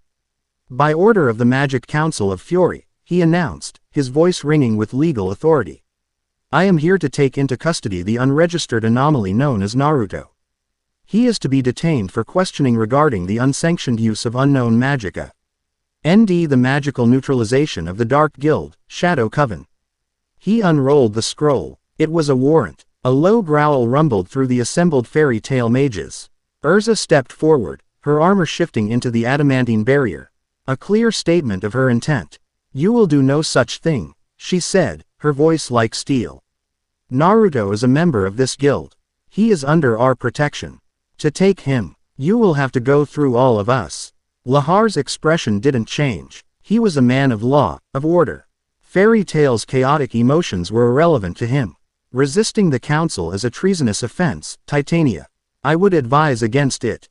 My orders are absolute." His knights raised their magical staves, their tips glowing ominously. The standoff was a spark away from exploding into a full-blown battle. "Wait." A calm, steady voice cut through the tension. Naruto stepped out from the alley, Mirajane at his side. He walked past the line of his furious guildmates, past his defiant master, and stopped directly in front of the council's enforcer. He was unarmed, unarmored, and yet he projected an aura of absolute, unshakable confidence that seemed to push back against the threat of the armed knights. He met Lahar's gaze, his blue eyes clear and direct. "I am Naruto," he said simply. "You have a problem with me, you talk to me. Leave my family out of it." Lahar's professional composure was momentarily shaken. He had expected a cowering monster or a raging beast. He had not expected this calm, decisive young man who called the most chaotic guild in Fury his family, with such quiet conviction. "You admit to being the anomaly in question?" Lahar asked, recovering his professional tone. "I don't know what an anomaly is," Naruto replied honestly. "But if you mean the one WHO stopped the Shadow Coven from destroying this town, then yeah, that was me. Your use of unclassified magic poses a potential threat to the stability of the kingdom." "He's not a threat." Mirajane's voice rang out, sharp and clear. She stepped to Naruto's side, holding out their now completed mission report. "He's a hero, and an official mage of Fairy Tail." She strode past the surprised Rune K knights and handed the report directly to Lahar. "This is a formal report from our mission to Oakhaven, a mission sanctioned by this very council. The town was being destroyed by a blight caused by a Class S dark magic artifact, deployed by a herald of the primordial god Erebus." The name, Erebus, hit the assembled Rune Knights like a physical blow. Whispers of shock and disbelief rippled through their ranks. Lahar's eyes widened as he quickly scanned the report, his expression shifting from rigid authority to dawning horror. "We neutralized the threat, Mirajane continued, her voice cool and commanding. Naruto's unclassified magic, as you call it, was the only thing capable of destroying the artifact and saving the town. His power isn't a threat to Fury. It might be the only thing that can protect it from what's coming. Lahar looked from the horrifying report in his hands to the calm young man standing before him. The situation had changed, drastically. His warrant was for an unregistered mage who had illegally dispensed justice. But the boy in front of him was now a documented fairy tale mage who had just, according to this official report, averted a potential world-ending catastrophe. He was no longer apprehending a rogue element, he was interfering with the key operative in a newly discovered existential threat. Bureaucracy had its own logic, its own set of rules. And Mirajane had just checkmated him with it. Lahar lowered the warrant, a conflicted expression on his face. His orders were absolute, but the context had become impossibly complicated. This changes things, he admitted, his voice tight. The council must be informed of this development immediately. The warrant for your arrest is postponed, pending a full investigation into this, Erebus. He turned to his knights. Stand down. We are returning to Era. With a final, long, and deeply analytical look at Naruto, Lahar and his platoon marched away, their retreat as orderly and efficient as their arrival. The moment they were gone, the tense silence was broken by a collective sigh of relief from the guild, which quickly turned into another triumphant roar. Naruto was once again mobbed by his guildmates. But this time it felt different. He hadn't just been protected by them. He had stood with them, faced down their common adversary, and won. Not with a fist, but with a quiet strength that were all beginning to respect as much as his power. In his twilight fortress, Erebus felt the herald's return. Kalis materialized before him, his form damaged, his silent essence laced with the foreign, painful echo of dragon fire. He knelt, his remaining wing drooping in failure. Less than, report, greater than the master's voice was a flat, cold void in his mind. Less than, the spire is destroyed, master, greater than Kalis projected, the thought laced with shame. Less than, the vessel, the light, it is not an echo. It is the source, pure, potent, it unmade the spire with a touch. Greater than, Erebus was silent for a long moment, the shadows of his form swirling in slow, contemplative eddies. He felt no anger, no disappointment. Only a cold, ancient curiosity. Less than, this is not a setback, Herald. It is an opportunity. A greater power source offers a greater key. Direct confrontation is inefficient against such a light. The vessel is mortal. It has attachments. It has formed bonds with the noisy creatures of that world. Greater than, a new strategy, cold and insidious, formed in the primordial darkness. Less than, the light cannot be extinguished by shadow. But the heart that holds the light, a mortal heart, can be broken. Observe the vessel. Learn what it values. Learn who it loves. A cage is not built by attacking the bird, Herald. It is built by removing the sky. Greater than. Chapter 4 End. Chapter 5. Echoes in the Archives. The immediate aftermath of the council's forced retreat was, in true fairy tale fashion, a chaotic explosion of defiant celebration. The aborted party from the night before was rekindled with a vengeance, the music louder, the ale flowing faster, the brawls more ferocious. They were celebrating a victory, not just over a dark guild, but over the stifling, bureaucratic fist of the Magic Council. They had faced down the law for one of their own and had won. It was a perfect fairy tale moment. Naruto, however, found himself at the quiet center of the storm. His status within the guild had subtly, irrevocably shifted. He was no longer just the mysterious, powerful newcomer. He was the reason for their defiance, the focal point of a crisis that had pitted their small, chaotic family against the might of the entire kingdom. He saw it in the way Urza now looked at him. Her usual sternness mixed with a serious, weighty respect. He saw it in the way even Laxus Drayar, the guild's resident powerhouse of arrogance, watched him from the second-floor balcony with a grudging, analytical curiosity. He had become more than a member. He had become a symbol. He sat at the bar, a mug of juice untouched before him, the roar of the party a distant hum. The events of the past few days swirled in his mind. The cold, life-draining touch of the blight, the chilling mental voice of Kalis, the weight of Makarov's pronouncement, a dragon god, and the quiet, Profound connection he had felt with Mirajane on the roof. A heavy crown to wear, isn't it?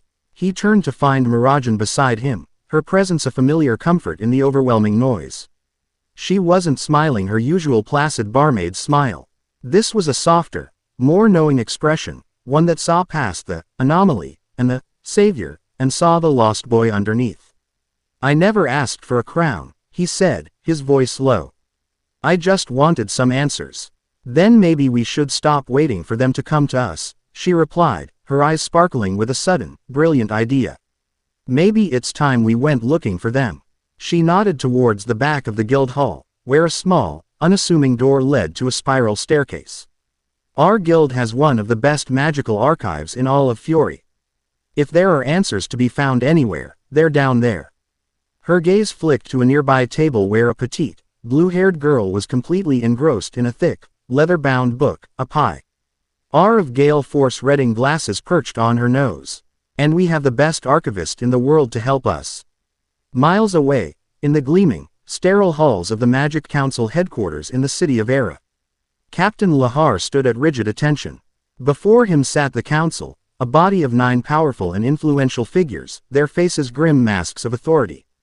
He had just delivered his full report, the warrant, Fairy Tale's Defiance, and the contents of Mirajane Strauss's mission debrief. The chamber was silent for a long, tense moment after he finished. The name Erebus hung in the air like a shroud of death. A name from the darkest pages of their most forbidden histories. A primordial god, Org, a large, stern-faced councilman, finally said, his voice a low rumble. "This is a threat on a scale we haven't faced in centuries. It makes the Oración cease look like a pack of common street thugs. And this, Naruto, his power was able to directly counter this herald?" asked a sharp-eyed woman, her voice laced with a mixture of fear and avarice. "A power from outside our known magical systems." "That is correct," Lahar confirmed. "The report from Oakhaven's mayor confirms it. The blight receded the moment the artifact was destroyed. The boy's power is, for lack of a better term, a form of purification. A direct and absolute antithesis to the herald's life-draining energy." A shrewd, calculating look passed between the council members. Their initial impulse, to capture and contain an unknown, unregistered power, was being rapidly replaced by a far more pragmatic one. "We cannot afford to treat him as an enemy," the council chairman, a wizened old man with a long white beard, declared, his voice carrying the weight of finality. "Not if he is our only weapon against a threat of this magnitude." He stroked his beard, his eyes narrowed in thought. "But we cannot allow such a power to run unchecked within a volatile guild like Fairy Tale, either. He is a sword, and he must have a hand to guide him. A hand loyal to Fury." Lahar understood immediately. "You wish to place him under council jurisdiction." "Precisely," the chairman said. "But we cannot use force, not now. Fairy Tale has made their position clear. And we cannot risk alienating our greatest asset. No, this requires a more delicate touch." He looked directly at Lahar. "Captain, you will return to Magnolia. Not with a warrant, but with an offer of cooperation. You will be the council's official liaison to Fairy Tale in the matter of Erebus.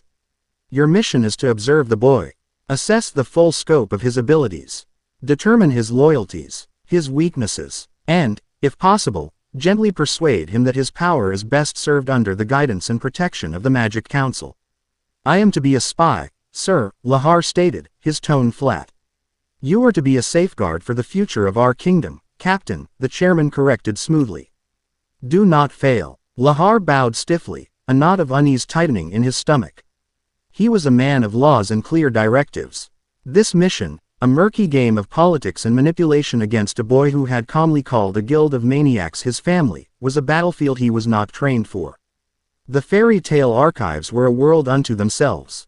They were not a neat, orderly library, but a vast, cavernous network of tunnels and chambers dug deep into the earth beneath the guild hall. Crammed floor to ceiling with a chaotic jumble of scrolls, tablets, and leather-bound books.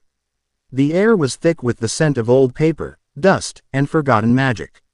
It was a treasure trove of knowledge, and a complete and utter fire hazard. "Wow," Naruto breathed, looking at the towering shelves that disappeared into the gloom above. "This is a lot. Isn't it amazing?" Levi Magarden chirped, her eyes shining with scholarly glee. She had eagerly abandoned her novel at the prospect of a real, historical mystery. Most of these texts are from before the founding of the guild. Some are said to predate the magic guilds themselves. So, where do we even start? Naruto asked, feeling overwhelmed. We start with a keyword search, Levi said, her fingers dancing in the air as glowing. Solid letters formed before her, Dragon God. The magical words hovered for a moment, then shot off into the labyrinthine darkness, branching into smaller and smaller words that zipped down different aisles. For hours, the three of them worked. Levi was a whirlwind of academic energy, using her solid script magic to create platforms to reach high shelves and duplicate rare texts for them to study. Mirajane was the steady, organizing force, sorting the piles of books Levi unearthed, her quiet, methodical presence a calming anchor in the dusty chaos. Naruto, lacking their scholarly skills, found himself as the muscle. Hauling heavy, stone-etched tablets from one chamber to another, they found plenty of references to the dragon kings of old, Igneal, Grandini, Metallicana, and the Great Dragon Civil War. They found texts on various gods and demons, from the celestial spirits to the demons of the books of Zirf. But on the term, Dragon God, there was almost nothing. It was a title that seemed to be deliberately avoided, a concept too ancient or too sacred to be written down. As the hours bled away, frustration began to set in. Naruto sat on a pile of scrolls, running a hand through his spiky hair. Maybe it was a one-time thing. Maybe this power, maybe it never existed before me.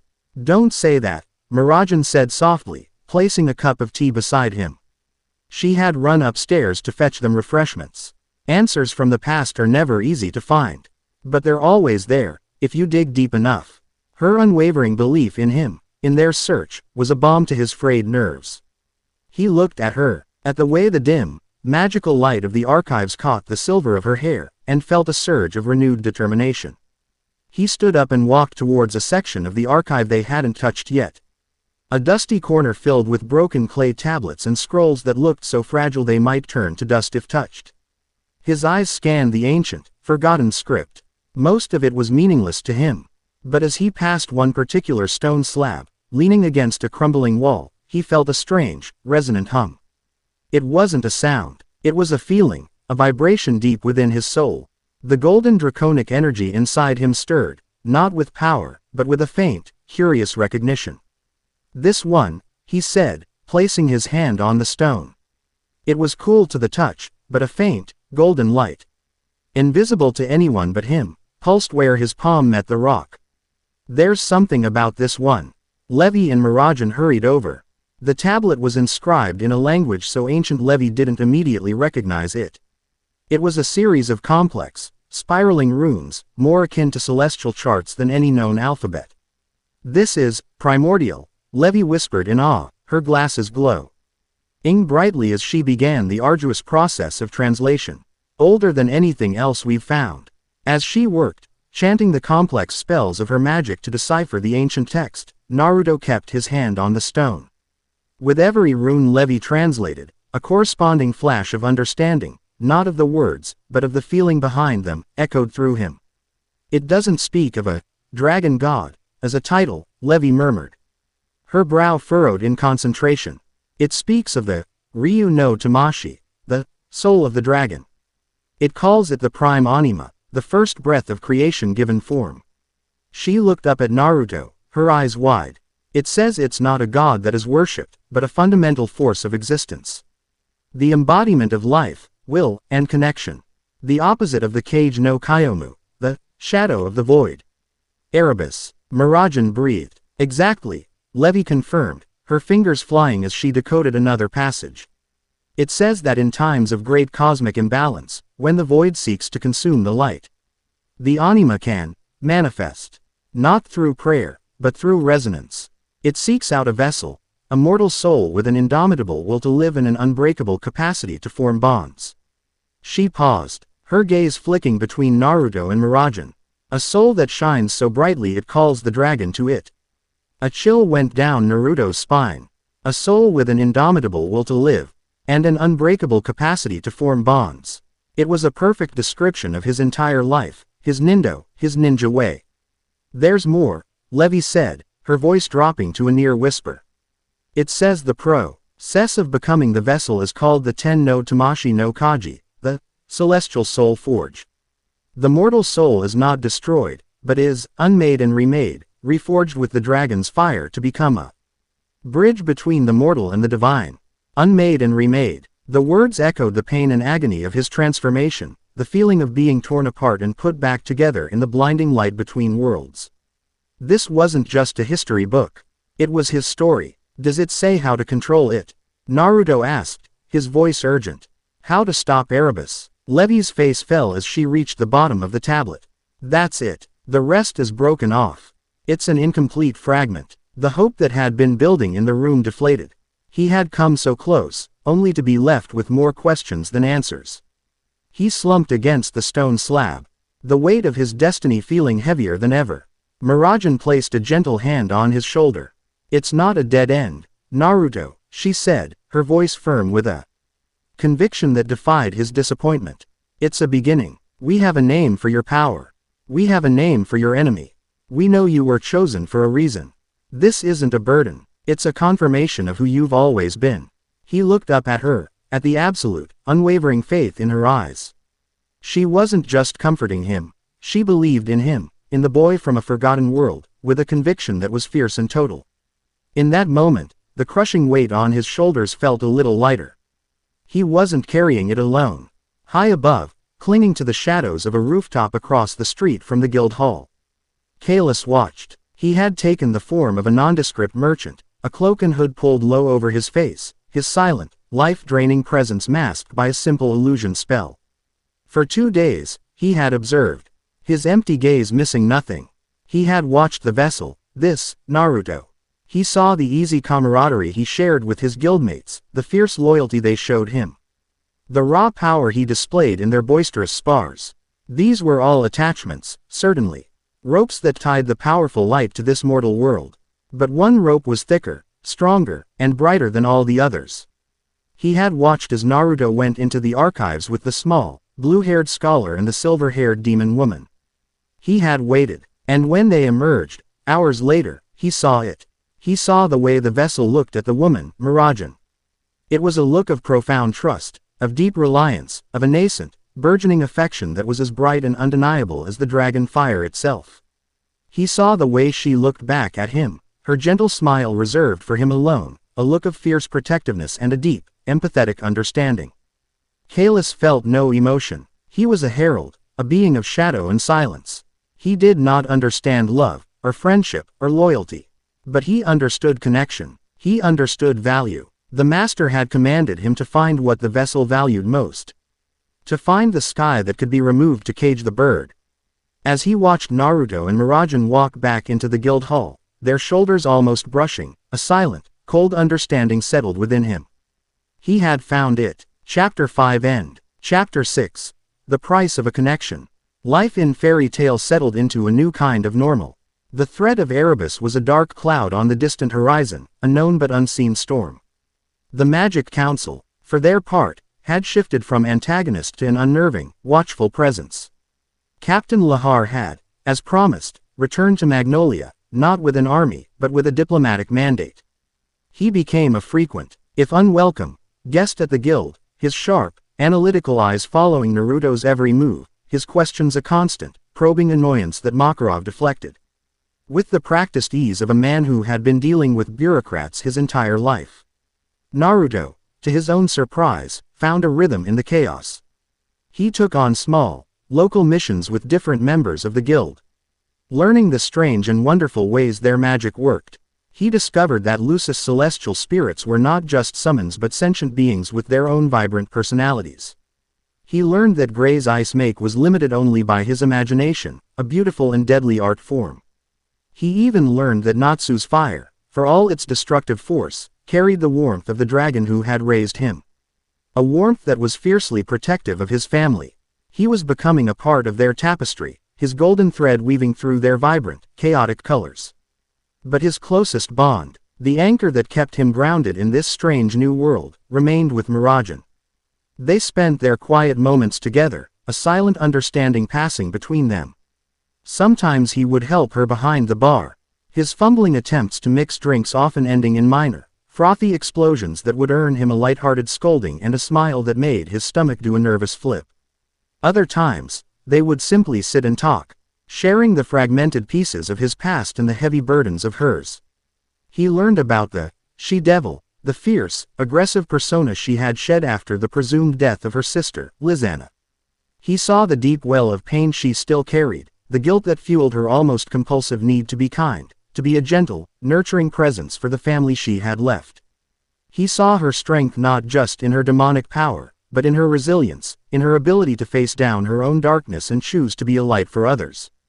In turn, he found himself remembering more small things, mostly the weight of a teacher's hand on his head, the bitter taste of instant ramen, the triumphant feeling of painting a Hokage's face.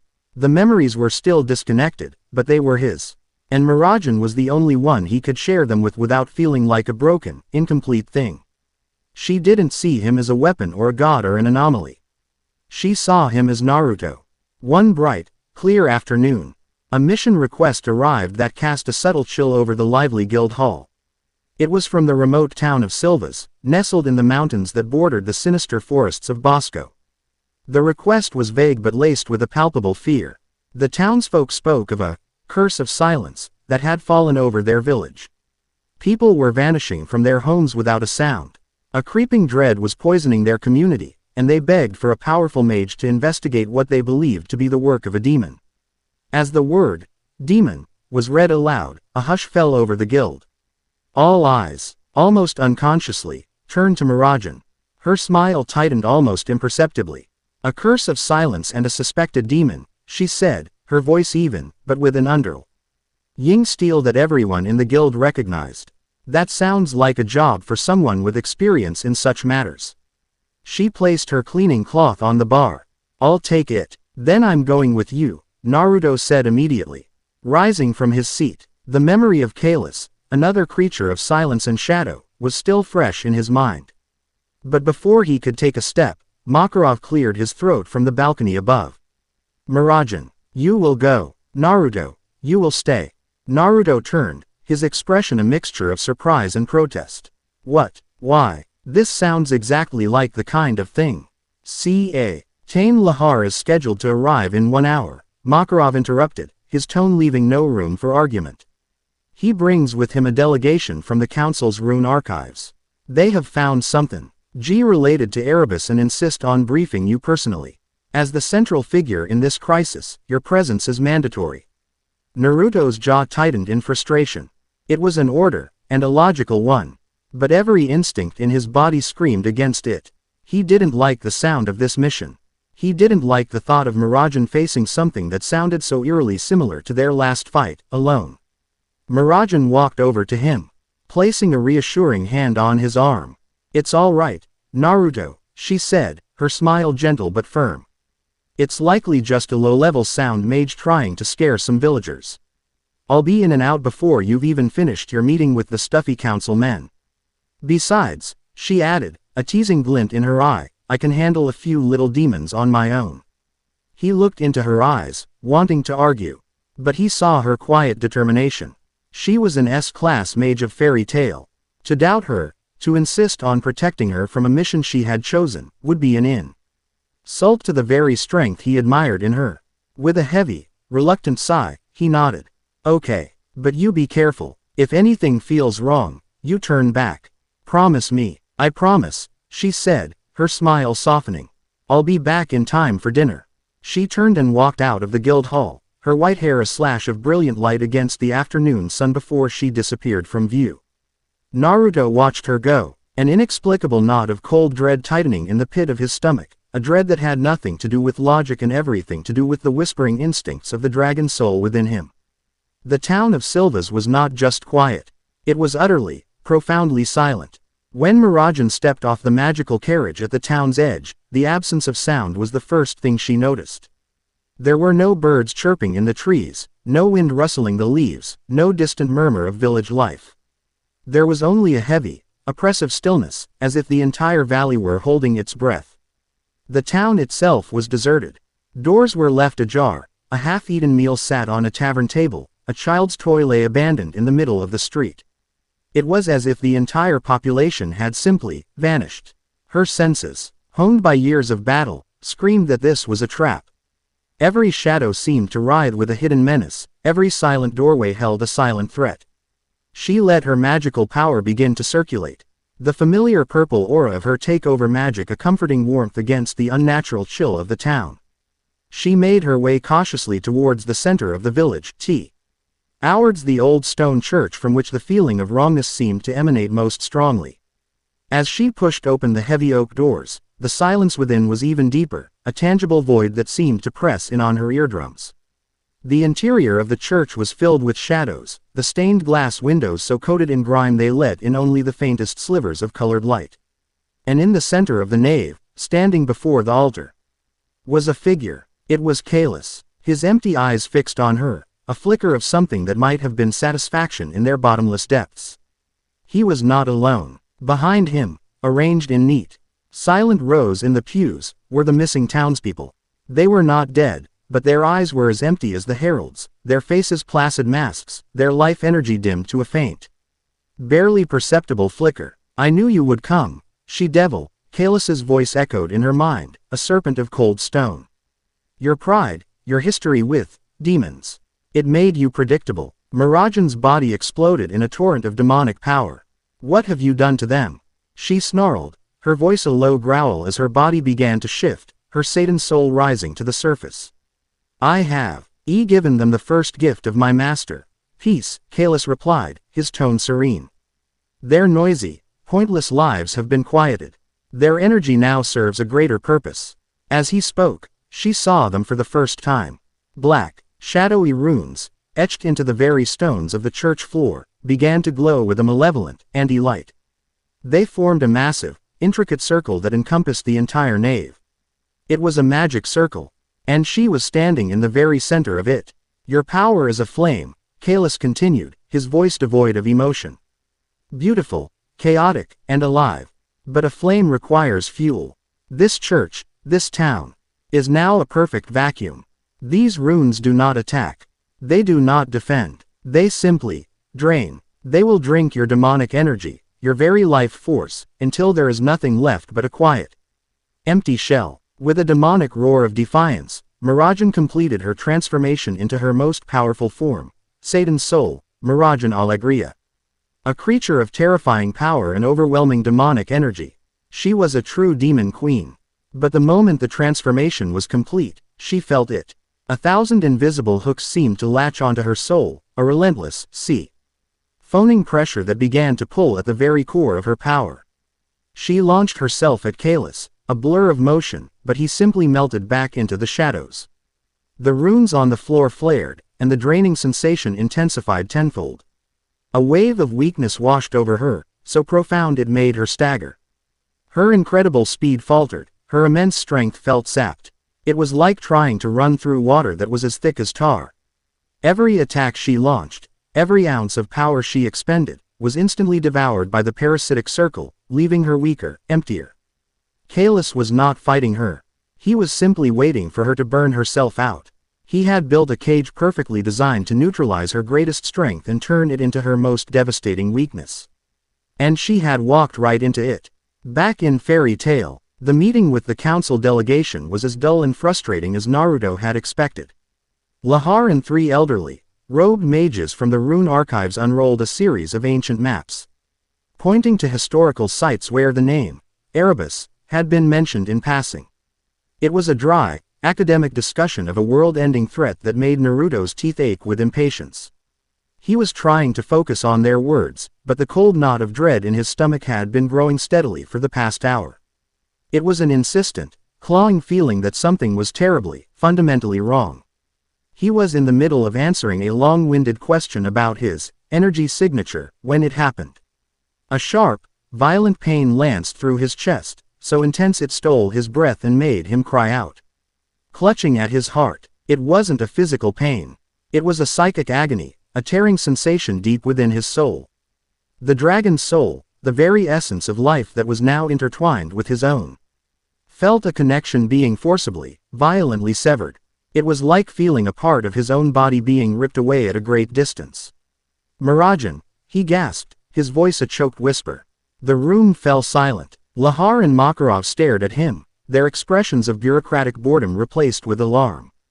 Naruto's eyes, a moment ago a clear, focused blue, were now blazing with a terrifying, golden light. The pupils had contracted into sharp, vertical slits. A low, guttural growl, a sound that was not human, rumbled in his chest. "Naruto, my boy, what is it?" Makarov asked, his voice sharp with concern. "He's draining her," Naruto snarled, his voice a distorted, layered echo of his own and something ancient, something draconic. He could feel it. He could feel her vibrant, powerful life force being siphoned away, dimming like a guttering candle in a storm. The thought, the feeling, of her light being extinguished ignited a cataclysm of pure, possessive rage within him. He didn't ask for permission. He didn't offer an explanation. One moment he was standing in the master's office, the next he was gone. He didn't move in a blur of speed. He simply vanished, leaving behind a sonic boom that shattered the windows of the office and a wave of pure, golden pressure that sent the council mages tumbling to the floor. The sky over Magnolia ripped open.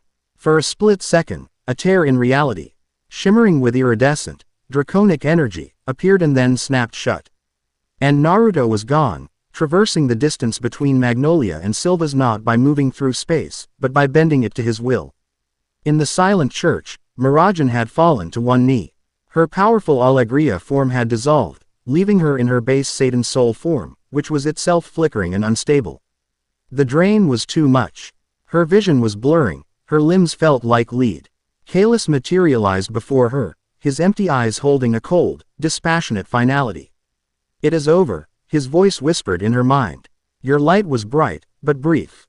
Now, you will know the peace of silence." He raised a hand, shadows coalescing around his fingers into a sharp, soul-devouring blade. And then the world broke. It started not with a sound, but with a pressure wave, a concussive force of pure will that shattered every remaining pane of glass in the church and made the ancient stone walls groan. The silent, life-draining runes on the floor flickered and died as if they had never existed. The oppressive silence was annihilated by a single, deafening, earth-shattering roar. It was the roar of a dragon, of a god, of a universe being born in fire, and it ripped through the valley, shaking the very mountains. A golden meteor crashed through the roof of the church, landing between Kalis and the kneeling Mirajane. It was not a meteor of rock and fire, but of pure, concentrated life energy. The crater it left in the stone floor glowed with a divine, terrifying light. And from the center of that light, Naruto rose. He was wreathed in a raging, incandescent golden inferno, his hair seeming to float in the updraft of his own power. His slitted, glowing eyes were fixed on Kalis, and they held no trace of the kind. Gentle boy Mirajane knew. They held only an ancient, absolute, and merciless fury. The air around him was so charged with his power that it cracked and sizzled with golden lightning. His voice was not his own. It was a layered, resonant chorus of divine rage. "You will not touch her." Kalis, for the first time, felt something akin to fear. This was not the controlled, purifying light from the cave. This was raw, untamed, annihilating creation. It was the dragon soul's ultimate, possessive instinct unleashed. The herald's body of shadow began to smoke and sizzle just from being in Naruto's presence. He tried to retreat, to melt into the shadows, but there were no shadows left. Naruto's light had consumed them all. Naruto moved, and the world seemed to slow to a crawl around him. He raised a hand, and the very air between him and Kalis compressed into an invisible, unstoppable spear of pure force. Kalis raised his arms to defend himself, but the attack struck him with the force of a collapsing star. His corporeal form was instantly, violently obliterated, blasted into nothingness with a silent flash of golden light. But his essence, his connection to his master, endured. A single, fleeting wisp of shadow shot away from the point of impact, phasing through the back wall of the church and vanishing. Kalis had not been destroyed, merely banished. His trap had failed. His mission, however, had succeeded in a way he had never intended. He had not just identified the vessel's weakness. He had proven, beyond any doubt, just how fiercely the dragon would fight for it. The golden inferno around Naruto did not subside. It raged, uncontrolled, a testament to the divine fury that had been unleashed. He turned, his glowing, inhuman eyes falling on Mirajane. He knelt before her, the inferno of his aura parting around her, refusing to harm her. He reached out a hand, not to touch her, but hovering just above her, as if to reassure himself that she was real. That her light had not been extinguished. Mirajane looked up into those terrifying, beautiful eyes. She saw the raw, untamed god within him, the possessive, cosmic force that had just torn a hole in reality to save her. But underneath it, faint and flickering, she could still see him. She could see Naruto, just as the first members of Fairy Tail, led by a frantic Makarov and a stunned Lahar, arrived at the edge of the ruined town. Drawn by the impossible roar, they were met with a sight that would be burned into their memories forever.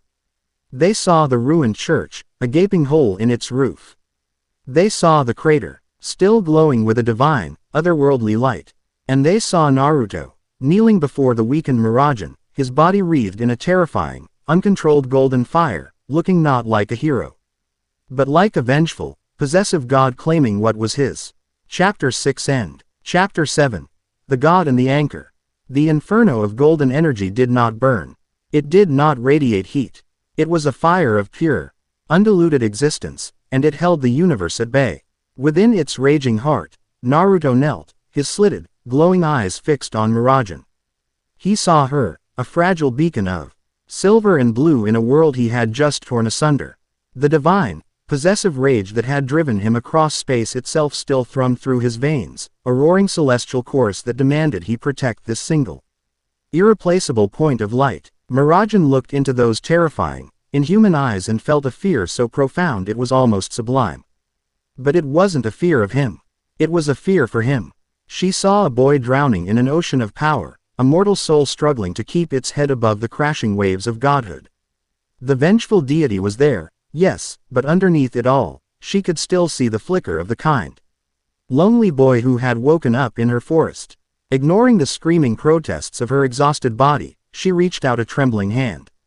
The air around him was a wall of pressure, a physical force that resisted her, but she pushed through it.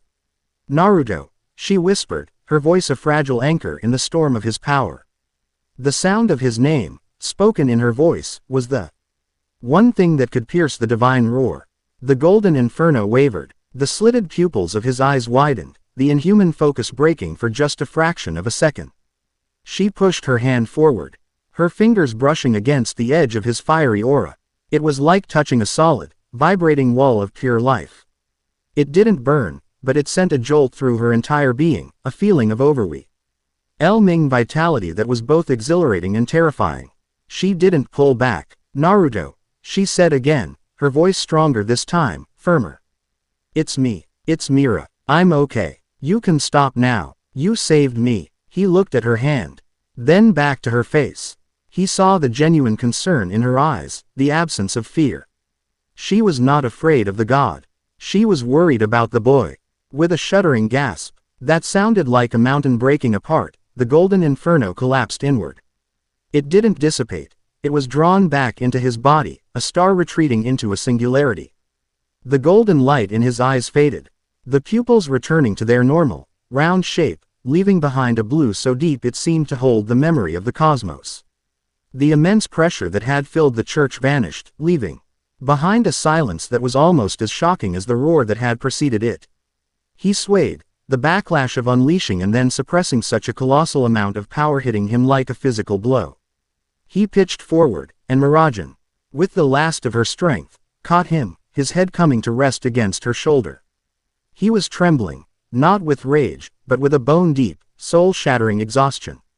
I felt you.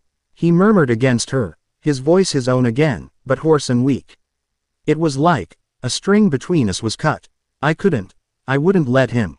I know, she whispered, her own arms wrapping around him, holding him steady. I know. Thank you, Naruto. It was at that moment that the others arrived. Makarov, his face a mask of grim awe, was at the forefront. Behind him, Urza, Gray, and Natsu skidded to a halt, their expressions a mixture of shock and disbelief. And at the very back, Captain Lahar stood frozen, a data-laconic recorder in his hand, his professional demeanor completely shattered by the impossible scene before him. The ruined church, the glowing crater, and the two figures at its center, clinging to each other like the last two survivors of a forgotten apocalypse. Natsu was the first to speak, his voice uncharacteristically subdued. What was that roar? No one had an answer. They could only stare at the boy with the sun-gold hair, now low. Oaking so frighteningly human and vulnerable in the arms of the woman he had just ripped a hole in reality to save.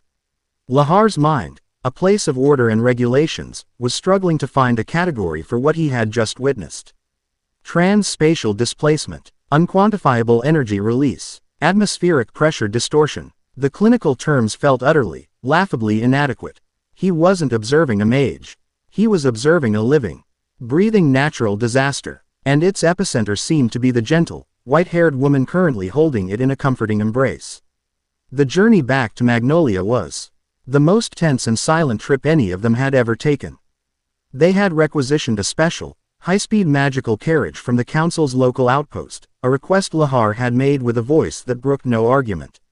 Naruto sat in one corner, his head leaning against the window, his eyes closed. He wasn't asleep. He was lost in the memory of the rage, the feeling of absolute power, the terrifying ease with which he had unmade Kalis. It had felt good. It had felt right, and that scared him more than anything. Mirajane sat beside him, a silent guardian. She hadn't left his side since he'd collapsed. She was the buffer between him and the worried, questioning stares of their friends. Natsu kept glancing at him, not with a challenge in his eyes, but with a new, frustrating mix of awe and concern. He wanted to understand that power, to fight it, but he had felt its sheer, overwhelming scale even from miles away. It was a power that didn't play by the rules. Urza was stoic, her gaze analytical, already calculating the strategic implications of this new, terrifying level of Naruto's abilities. Lahar sat opposite them, his notebook open, but he wasn't writing. He was simply watching. His mission had fundamentally changed. His objective was no longer to persuade or recruit. It was to understand, to quantify an impossibility. He saw the way Mirajane's presence seemed to soothe the storm in the boy, the way Naruto, even in his withdrawn state, was subconsciously leaning towards her warmth. He wrote down 2 words in his notebook, underlining them 3 times, emotional anchor. And they finally arrived back at the guild hall. The news of their return had preceded them. The entire guild was gathered, a sea of anxious faces. The moment they stepped through the door, 100 questions died on 100 lips. They saw the exhaustion on Mirajane's face, the deep, troubled silence surrounding Naruto, and they understood that this was not a victory to be celebrated with a party. Makarov led them directly to his office, his expression graver than any of them had ever seen. Urza, Natsu, Gray, and Lahar followed, the self-appointed council for a crisis that had just escalated beyond all comprehension. He created a spatial rift, Lahar began, his voice flat, trying to impose a sense of order on the chaos. He teleported from Magnolia to Silva's, a distance of over 300 kilometers, in an instant. The energy readings from the roar alone overloaded every sensor in the western quadrant. Master Makarov, what you are harboring is not a mage. It is a walking cataclysm. He is a member of my family. Makarov retorted, his voice a low growl, and that cataclysm was unleashed to save another member of my family from one of your council's primordial threats. As they argued, Naruto stared at his own hands. He could still feel the phantom sensation of the golden inferno, the hum of near-infinite power. He had lost control, completely. The dragon soul hadn't just lent him its power. It had taken the driver's seat, and its only instinct was to protect Mirajane with a ferocity that bordered on cosmic annihilation. I could have killed her, he said, his quiet voice cutting through the argument like a shard of glass. Everyone turned to look at him. That power, it wasn't me. If she hadn't been there to pull me back, I don't think it would have stopped. He looked at Mirajane, his eyes filled with a desperate, fearful plea for understanding. I don't know how to control it. The raw, honest fear in his voice did what Makarov's anger and Lahar's logic could not. It humanized him. He wasn't a god. He wasn't a weapon. He was a scared kid with a hydrogen bomb strapped to his soul, and he was terrified of the fallout. Mirajane reached out and took his hand, her fingers lacing with his. Her touch was warm, steady, and utterly unafraid. "You didn't hurt me, Naruto," she said, her voice soft but firm, for him and for everyone else in the room to hear. "You saved me. What I saw in that church wasn't a monster. It was you, fighting to protect someone you care about. Your heart is the one thing in control of that power. And I have never, for 1 second, doubted your heart." Her absolute faith in him was a shield against his own fear. It was an anchor in the storm of his self-doubt. The tension in his shoulders eased, and he squeezed her hand, a silent thank you. Lahar watched the simple, profound gesture, his strategic mind racing. The anchor was also a trigger. The greatest strength of this living weapon was also its greatest, most predictable liability. The council needed to know this. The world needed to know this. In the silent, obsidian fortress, the wisp of shadow that was Kalus's essence reformed before his master. He knelt, his form flickering and unstable, the golden fire of Naruto's rage still searing his very being. "Less than, Master. I have failed." The cage was broken. The anchor, greater than. "Less than, you have not failed, Herald," greater than Erebus's voice echoed, not with anger, but with a cold, resonating satisfaction. "Less than, you have succeeded beyond my designs. I sent you to test the strength of the chain. You have returned with the knowledge of how to use it."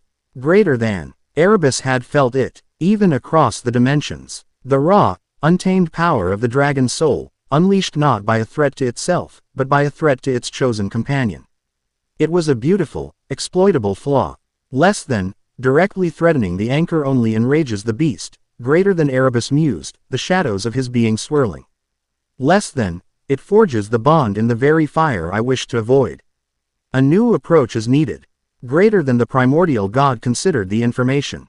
The vessel was part of a guild, a family. A noisy, chaotic, and deeply interconnected unit. A bond was not a single chain, but a web. Less than, you will not go near the woman again, Herald. Instead, you will observe the guild. This, fairy tale. A web is not broken by cutting a single strand. It is broken by introducing a poison that makes the strands cut each other. Greater than, a new, insidious plan began to form in the ancient, malevolent consciousness. Less than, find their pride. Find their rivalries. Find their hidden fears. We will not cage the dragon by removing its sky. We will do it by convincing the sky to reject the dragon. Greater than. Later that night, long after the tense meeting had adjourned and the guild had fallen into a somber, watchful quiet, Naruto stood on the rooftop. The same spot where he and Mirajane had shared a quiet moment that now felt like a lifetime ago. He heard her footsteps and turned. She approached him, her white hair a beacon in the moonlight. She stopped in front of him, her expression soft and searching. "Are you okay?" she asked. "No," he answered with a raw honesty that was startling. "I'm terrified. Of myself. Of what I almost became." He looked away, towards the silent town. "Back home, I had a power inside me too. A demon fox. For years, everyone was afraid of it. Afraid of me. I spent my whole life trying to prove I was more than the monster inside me. And now I have a dragon. It's bigger, stronger, and I think it might be even angrier." "It's not anger," Mirajane said, stepping closer. "It's devotion. A terrifying, absolute devotion. To you, and through you, to the things you care about." She met his gaze, her own eyes unwavering. "When you were standing there, in all that fire, I wasn't afraid. Because I saw your eyes. And even when they were a god's eyes, I could still see Naruto in them. And Naruto would never hurt me." Her faith in him was a physical thing, a force that pushed back against the encroaching darkness of his own doubt. He didn't know what he had done to deserve such unwavering trust, but it was the most precious thing he had in this world. Before he could stop himself, before he could overthink it, he reached out and pulled her into a hug.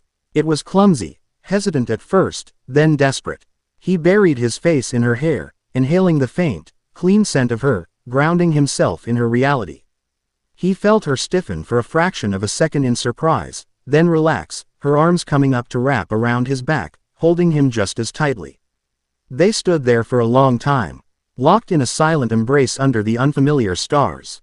He was a god, a monster, a weapon, a lost boy. She was a demon, a saint, a warrior, a healer.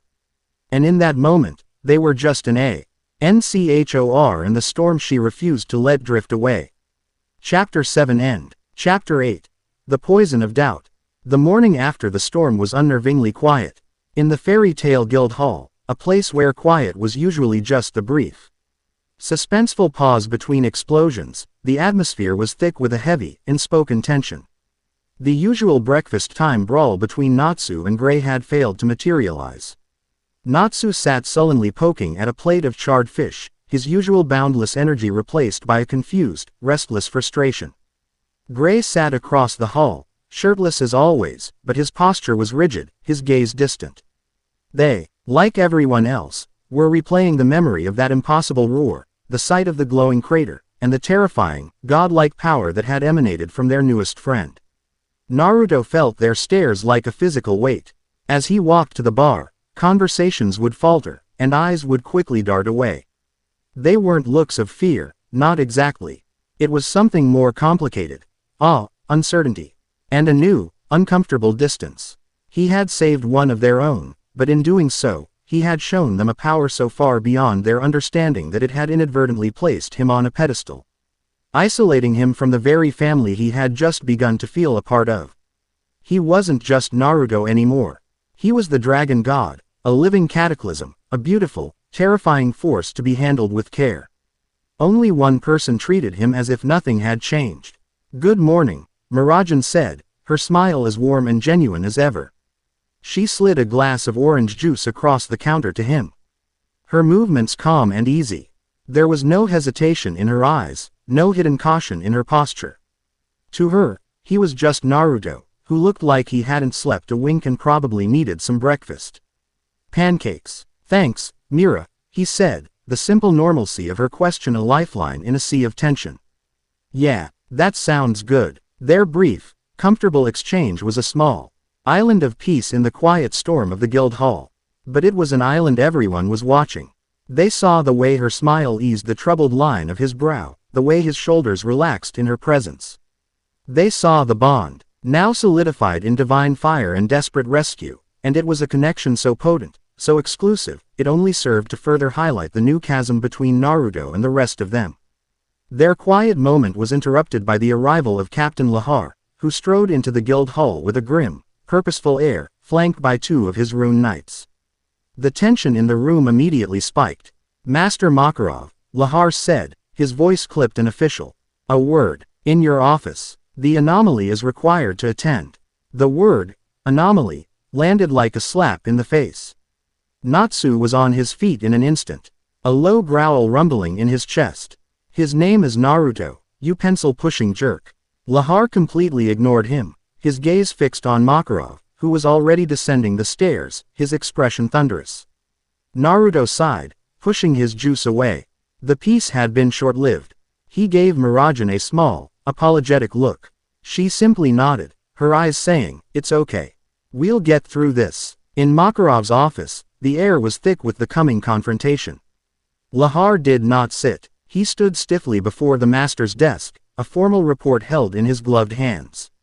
"The Magic Council has reviewed my preliminary report on the Silva's incident," Lahar began, his voice devoid of emotion.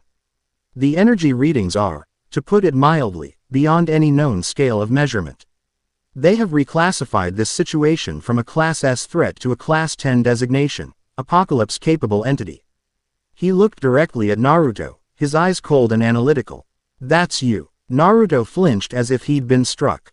The clinical, dehumanizing label was worse than any insult.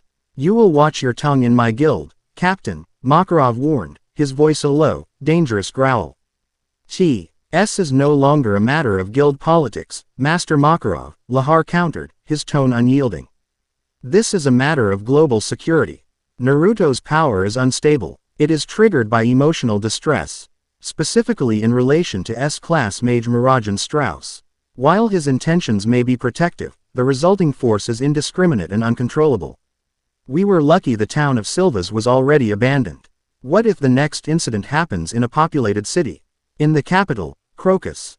We cannot afford to simply hope for the best." He placed the report on the desk.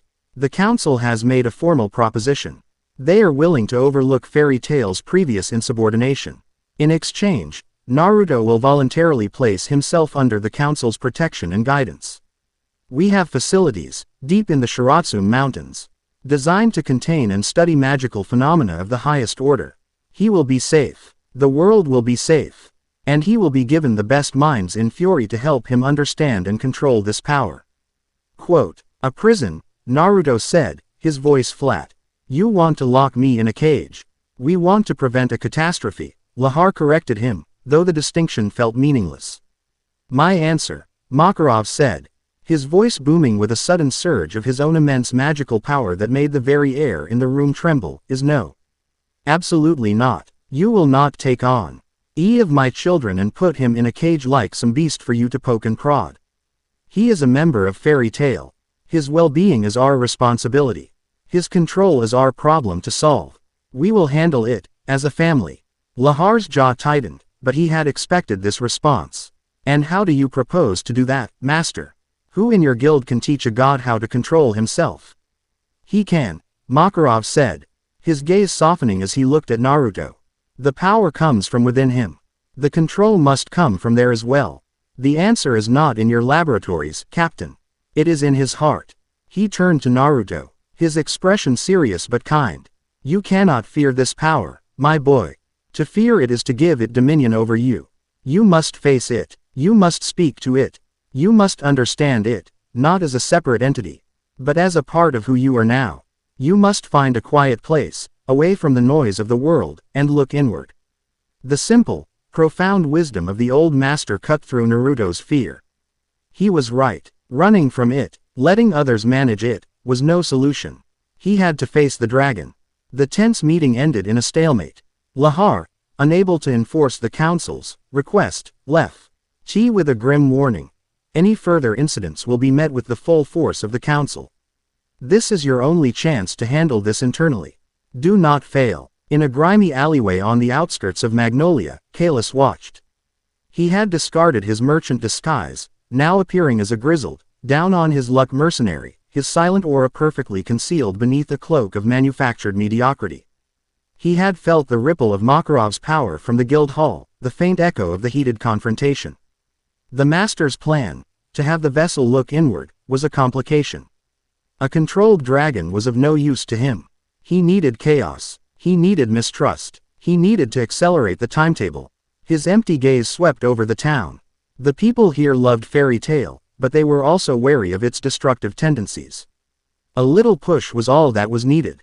He saw his opportunity in the form of two familiar figures storming out of the guild hall, their tempers clearly frayed from the tense atmosphere inside. It was Natsu and Gray. "This is ridiculous," Natsu shouted, his fists already smoking. "Everyone's just sitting around, staring. He's our friend. We should be helping him, not treating him like he's made of glass." "And what's your brilliant idea, Cinderhead?" Gray shot back, stripping off his shirt out of habit. "You wanna punch the god power out of him. Your solution to everything is to hit it until it stops moving. It's better than your plan, which is to stand around looking broody and taking your clothes off, you damn popsicle." "Wanna say that again, you overgrown lizard?" Their argument quickly escalated into their usual, destructive brawl. It was a familiar sight in Magnolia. Fire and ice erupted in the middle of the street. Market stalls were overturned, chunks of ice flew through the air. And a beautifully crafted fountain in the town square was flash-fried and then instantly frozen. It was Tuesday, but this time, something was different. From his alley, Ellis subtly extended a thread of his power. It was not a direct attack. It was a whisper of shadow, a sliver of the void's energy. He didn't create a new force, he simply corrupted the existing one.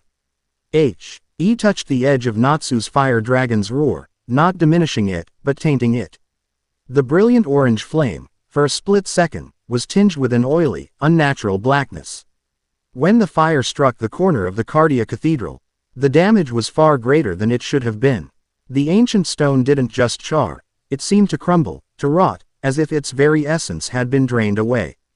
Then, Kalis did something else. He gathered a faint, residual trace of the dragon's soul's energy, an echo he had carried with him since his defeat in Silva's, and wove it into the dust and debris of the explosion. It was a microscopic amount, undetectable to most mages, but to a highly calibrated council sensor, it would be an undeniable signature. A calling card. The townsfolk, who usually tolera Ted the Guild's brawls with a mixture of annoyance and amusement, were not amused this time. They saw the unnatural damage to their beloved cathedral, and they felt a new, chilling fear. This wasn't the usual reckless property damage. This felt wrong, malicious, and it had happened on the same day that the golden-haired boy with the godlike power was under scrutiny. The seed of doubt, planted by a whisper of shadow, began to sprout. Are you sure about this? Mirajane stood with Naruto at the edge of a serene, hidden lake a few miles east of Magnolia. The water was crystal clear, reflecting the brilliant blue sky like a flawless mirror. The air was clean and filled with the scent of wildflowers, a stark contrast to the stifling tension of the guild. She had suggested the spot, a place he sometimes came to when the memories of her past became too loud. Makarov is right, Naruto said, his gaze fixed on the placid water. I can't keep waiting for this power to explode. I have to meet it on my own terms. He turned to her, a vulnerable, uncertain look in his eyes. But I don't want to be alone when I do it. If I lose control again, I need you here. Not to stop me, just to be here. To remind me what I'm fighting to come back to. His raw, honest request struck her deeper than any declaration of affection could have. He wasn't asking her to be his jailer or his failsafe. He was asking her to be his anchor. His lighthouse in a storm he had to navigate himself. It was a gesture of ultimate trust. Always, Naruto, she said softly. I'm not going anywhere. He gave her a small, grateful smile before turning back to the lake. He walked to the water's edge, sat down, and crossed his legs in a meditative posture he vaguely remembered from his training with the toads. He closed his eyes, took a deep breath, and for the first time, willingly, deliberately, reached inward towards the raging sun that was the dragon's soul. His mind plunged into an ocean of golden light. It was a place of pure, untamed creation. He saw galaxies being born and dying in the blink of an eye. He heard the first roar of existence, a sound so profound it was also a perfect silence. The sheer scale of it was overwhelming, a torrent of sensory input that threatened to shred his mortal consciousness into nothing. He fought the urge to pull back, to flee the terrifying, beautiful chaos. Instead, he focused on a single thought, a single image, Mirajane's smiling face. He held onto it like a lifeline, an anchor in the cosmic sea. He did not try to command the power. He did not try to fight it. He simply listened. He sent a single, simple question into the golden maelstrom. Who are you? For a long time, there was no answer, only the roaring symphony of creation. But then, a single, dominant feeling began to coalesce out of the chaos. It was not anger. It was not hatred. It was a loneliness so vast and so ancient it was almost incomprehensible. It was the feeling of a singular being that had existed for eons. A consciousness that was everything, and therefore, had nothing to connect with. And then, another feeling emerged, wrapping around the loneliness like a protective shield. It was a fierce, absolute, and primal instinct. The instinct to protect the one other thing in the universe it had finally, after countless ages, found a connection with. Him. The dragon's soul wasn't a monster. It was a lonely god that had found its first friend. And its possessive, annihilating rage was born not of malice, but of a desperate, terrified fear of being alone again. A single tear traced a path down Naruto's cheek. For the first time, he understood. He didn't know how long he had been under. When he opened his eyes, the sun was beginning to set, painting the sky in hues of orange and purple. Mirajane was sitting a few feet away, watching him, her expression patient and calm. Did you find anything? She asked gently. A beginning, he said, his voice thick with emotion. I think I'm starting to understand. Back in Magnolia, the sun was also setting, but the atmosphere was anything but peaceful. Captain Lahar stood before the damaged wall of the Cardia Cathedral, a sophisticated magical sensor in his hand. The device was whirring, its crystal display flashing with a faint but undeniable reading. Are you certain, Captain? One of his knights asked, his voice hushed. There is no doubt, Lahar said. His face grim. He pointed the sensor at the spot. The destructive energy has a primary signature of raw, thermal magic, consistent with Natsu Dragneel. But it's been tainted, corrupted by an exterior agent, and mixed within the debris, as this. He showed the reading to his knight. It was a trace energy signature, infinitesimally small, but identical to the one they had recorded in Silva's. The signature of the dragon god. Lahar looked from the damaged cathedral to the distant lights of the fairy tale guild hall. Makarov had promised to handle it internally. He had promised Naruto was not a threat. But here was evidence, cold, hard, scientific evidence, that the boy's apocalyptic power was now leaking, seeping out and tainting the world around him, amplifying his guildmates' already destructive tendencies. His duty was clear. His promise to stand down was predicated on the situation being contained.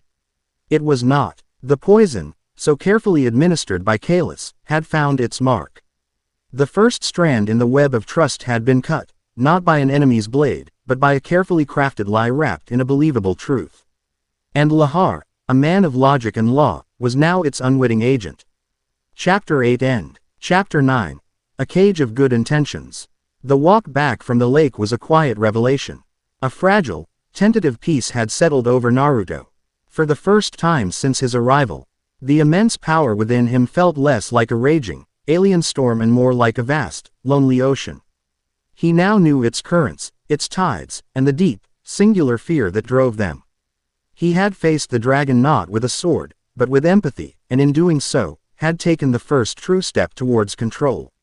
He and Mirajane entered the guild hall to a scene that was a perfect mirror of the one they had left. The same heavy, anxious silence clung to the air. The same worried, uncertain glances followed their every move. But this time, Naruto met their gazes not with frustration, but with a quiet, newfound resolve. He walked to the center of the room, drawing all attention. Mirajane stood a few steps behind him, her presence a silent, unwavering pillar of support.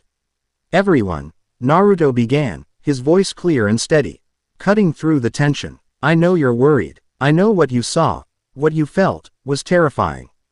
It was terrifying for me, too. He looked around the room, meeting the eyes of Natsu, Gray, Urza, and Lucy. But I'm not going to let it control me. Master Makarov was right. The answer wasn't to fear it, but to face it. I'm learning. I promise you all, I will learn to control this. I will not be a threat to this town, or to this family. His words were a simple, honest vow, and the sincerity behind them was a balm on the guild's frayed nerves. A few tentative smiles appeared. Natsu managed a small, almost imperceptible nod, a sign of grudging acceptance. The heavy silence began to break, replaced by the first few murmurs of hopeful conversation. It was a fragile truce. But it was a start. The truce was shattered by the sound of the guild doors being thrown open with a violent, splintering crash. It was not a polite knock. It was the brutal efficiency of a military raid. Captain Lahar stood in the ruined doorway, but this time, he was not flanked by a mere platoon. Behind him stood a full battalion of rune knights, their enchanted armor gleaming, their magical staves crackling with contained energy. And with them were other figures, powerful, recognizable mages from other, more conservative guilds, Blue Pegasus, Quattro Cerberus, Conscri. PTED by the Council under an emergency wartime protocol. They hadn't just come for a meeting. They had come for a war. Naruto Uzumaki. Lahar's voice boomed, magically amplified to the authority of a judge passing sentence. By order of the Magic Council of Fury, you are under arrest. The guild, which had been on the verge of relaxing, exploded into a unified wall of defiance. Makarov was instantly at the forefront, his small body radiating a pressure that made the very air crackle. On what grounds, Lahar? The master roared. You have no authority to make such a declaration without proof of a crime. Oh, but we have proof, Lahar said, his voice cold and utterly certain. He held up his censer, projecting a holographic image into the center of the hall for all to see. It showed the corrupted, rotting stone of the Cardia Cathedral. Yesterday afternoon, a brawl between Natsu Dragneel and Grey Fullbuster caused significant property damage. That is, regrettably, normal for this guild. He manipulated the image, and a complex energy analysis appeared. However, the magical residue left behind shows that Natsu Dragneel's fire magic was amplified and corrupted by an exterior energy source. An energy source, he continued, adding another data set to the hologram, whose signature is a perfect, undeniable match for the one we recorded from you during the Silva's incident. The accusation hung in the air, stunning the guild into a momentary, shocked silence. That's a lie, Natsu roared, his fists bursting into flames. I was just fighting the Ice Princess. Naruto wasn't even there. The evidence is absolute, Lahar stated, his voice a hammer of conviction. Your unstable, uncontrolled aura is leaking. It is a poison, Naruto, tainting the world and the people around you without your knowledge or consent. You are no longer just a danger when you lose your temper. You are a passive, constant threat to everyone and everything you hold dear. The poison of doubt, so carefully crafted by Kalis, was now being administered by the most believable of sources, a man of law, armed with what appeared to be irrefutable, scientific fact. Naruto stared at the holographic evidence, his mind reeling. He knew he hadn't done it. But the data was there. The signature, how could it be there? The dragon inside him stirred, not with rage this time, but with a deep, guttural feeling of injustice. It felt the lie, the manipulation, and it bristled. I didn't do it, Naruto said, his voice dangerously calm. You're wrong. Your denial is irrelevant in the face of the facts, Lahar said, his patience clearly at its end. He drew his own blade, its edge humming with magic. Surrender yourself now, and we can avoid further bloodshed. If you resist, then by the authority granted to me by Emergency Resolution 774. Fairy Tail will be declared a clear and present danger to the kingdom, stripped of its guild status and disbanded by force. Every member here will be arrested as an accomplice to a Class 10 threat. It was the ultimate checkmate. He had turned Naruto's greatest strength, his bond with his new family, into his most crippling weakness. To fight for his own freedom would mean the destruction of everything he had come to love. Makarov's face was a mask of pure, unadulterated fury. You would threaten my children's home, their lives, on the basis of a faulty machine. This is your final warning, Lahar commanded, his voice ringing with the finality of an executioner. Surrender the anomaly. There was no more room for debate. With a unified war cry that shook the foundations of the building, Fairy Tail charged. The guild hall erupted into a maelstrom of magic and violence. Urza, in her Heaven's Wheel armor, became a whirlwind of blades, holding back a dozen rune knights at once. Gajil's Iron Club met the crackling staves of the council's mages. Lucis spirits, Taurus and Ares, fought back to back, protecting their master. It was a desperate, furious battle, a family fighting for its heart. Naruto stood in the middle of the chaos, his fists clenched, a war raging both outside and within him. The dragon roared in his soul, not to protect Mirajane, but to defend its own honor. To incinerate the liars who dared to frame them. The golden energy began to leak from him, the pressure in the room rising, the air growing thick and heavy. He could end this, in a single, terrifying instant. He could unleash a wave of power that would leave every single rune knight unconscious on the floor. He could win, but as he looked around, he saw the price of that victory. He saw Levi thrown back by a concussive blast, her small form looking fragile and hurt. He saw Mikao and Wakaba fighting desperately to protect the younger members. He saw Mirajane, her face, a mask of cold fury as she transformed into her Satan soul, preparing to engage the elite mages the council had brought. He saw his family, his friends, bleeding and fighting and risking everything for him. And outside, through the shattered doorway, he could see the faces of the people of Magnolia, watching in terror. They weren't cheering for their guild. They were hiding, their expressions filled with fear. Fear of Fairy Tail, fear of him. If he unleashed his power, he would prove Lahar right. He would become the monster, the walking cataclysm they accused him of being. He would save his freedom at the cost of his family's home, their honor, and the love of the very town they were sworn to protect. The internal battle was brief, but monumental. The lonely god roared for vengeance. But he boy who had spent his entire life fighting to be accepted, to protect his precious people, made a different choice. Stop. His voice was not the divine roar of the dragon. It was the desperate, commanding cry of Naruto Uzumaki. And it was backed by a force that was, in its own way, more awesome than the Golden Inferno. A wave of calm, gentle, golden light emanated from him. It was not a concussive blast. It was not an attack. It was a wave of pure, serene will. It did not harm anyone. It did not push them back. It simply interposed itself. Urza's sword stopped an inch from a knight's helmet. Natsu's fiery fist was halted, the flames flickering harmlessly against the golden barrier. The magic of both sides was momentarily, peacefully neutralized. The entire guild hall fell into a stunned, breathless silence. Naruto walked through the frozen battlefield, his expression one of profound, sorrowful resolve. He walked past his shocked and bleeding friends, past the stunned rune knights, and stopped directly in front of the astonished Captain Lahar.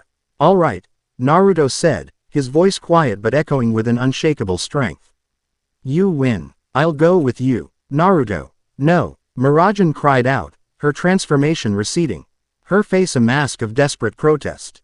He turned to look at her, and his eyes were filled not with defeat, but with a plea for trust. "If I fight, we all lose," he said, his voice meant for her alone. "They'll destroy the guild. They'll call you a dark guild. I won't let that happen. I won't let you lose your home because of me." He turned back to Lahar, holding out his hands. A gesture of absolute surrender. "Just give me your word. You leave them alone. All of them. Fairy tale stays. This ends with me." Lahar stared at the boy, his logical, orderly mind struggling to process this outcome. He had prepared for a bloody, protracted battle. He had prepared for a city-leveling tantrum. He had not prepared for this strategic, selfless sacrifice. For a single, fleeting moment, a sliver of doubt pierced his certainty. But the evidence was absolute. His duty was clear. "You have my word," Lahar said, his voice gruff. He produced a pair of heavy, black metal cuffs, covered in anti-magic runes. He snapped them onto Naruto's wrists. The moment the metal closed, Naruto felt a profound, sickening drain. The vast, golden ocean within him was suppressed, muffled, as if a lead shield had been dropped over his soul. He staggered, the sudden absence of the power he was just getting used to leaving him feeling weak and horribly, frighteningly mortal. "Naruto." Mirajane rushed forward, but Urza caught her arm, holding her back, her own eyes filled with a mixture of sorrow and profound respect for Naruto's choice. As the rune knights escorted him out, a prisoner in his own bid to be a protector, Naruto's eyes found Mirajane's one last time. He gave her a small, determined smile, a silent promise that this was not the end. She met his gaze, the T.R.S. she refused to shed, making her blue eyes shine like stars. She nodded, a single, sharp gesture of understanding. She trusted him. She would fight for him, not with her fists, but with the truth. From a distant rooftop, Kalis watched the procession leave the town. The vessel, the brilliant light of the dragon fire, was now shackled and caged, being led away by his own unwitting pawns. The anchor was left behind, surrounded by a family that was now wounded, confused, and filled with a poisonous, simmering doubt. His plan had been a resounding success. He had not caged the bird by removing its sky. He had convinced the bird to cage itself, all for the love of a sky he now had free rein to corrupt. Chapter 9 End.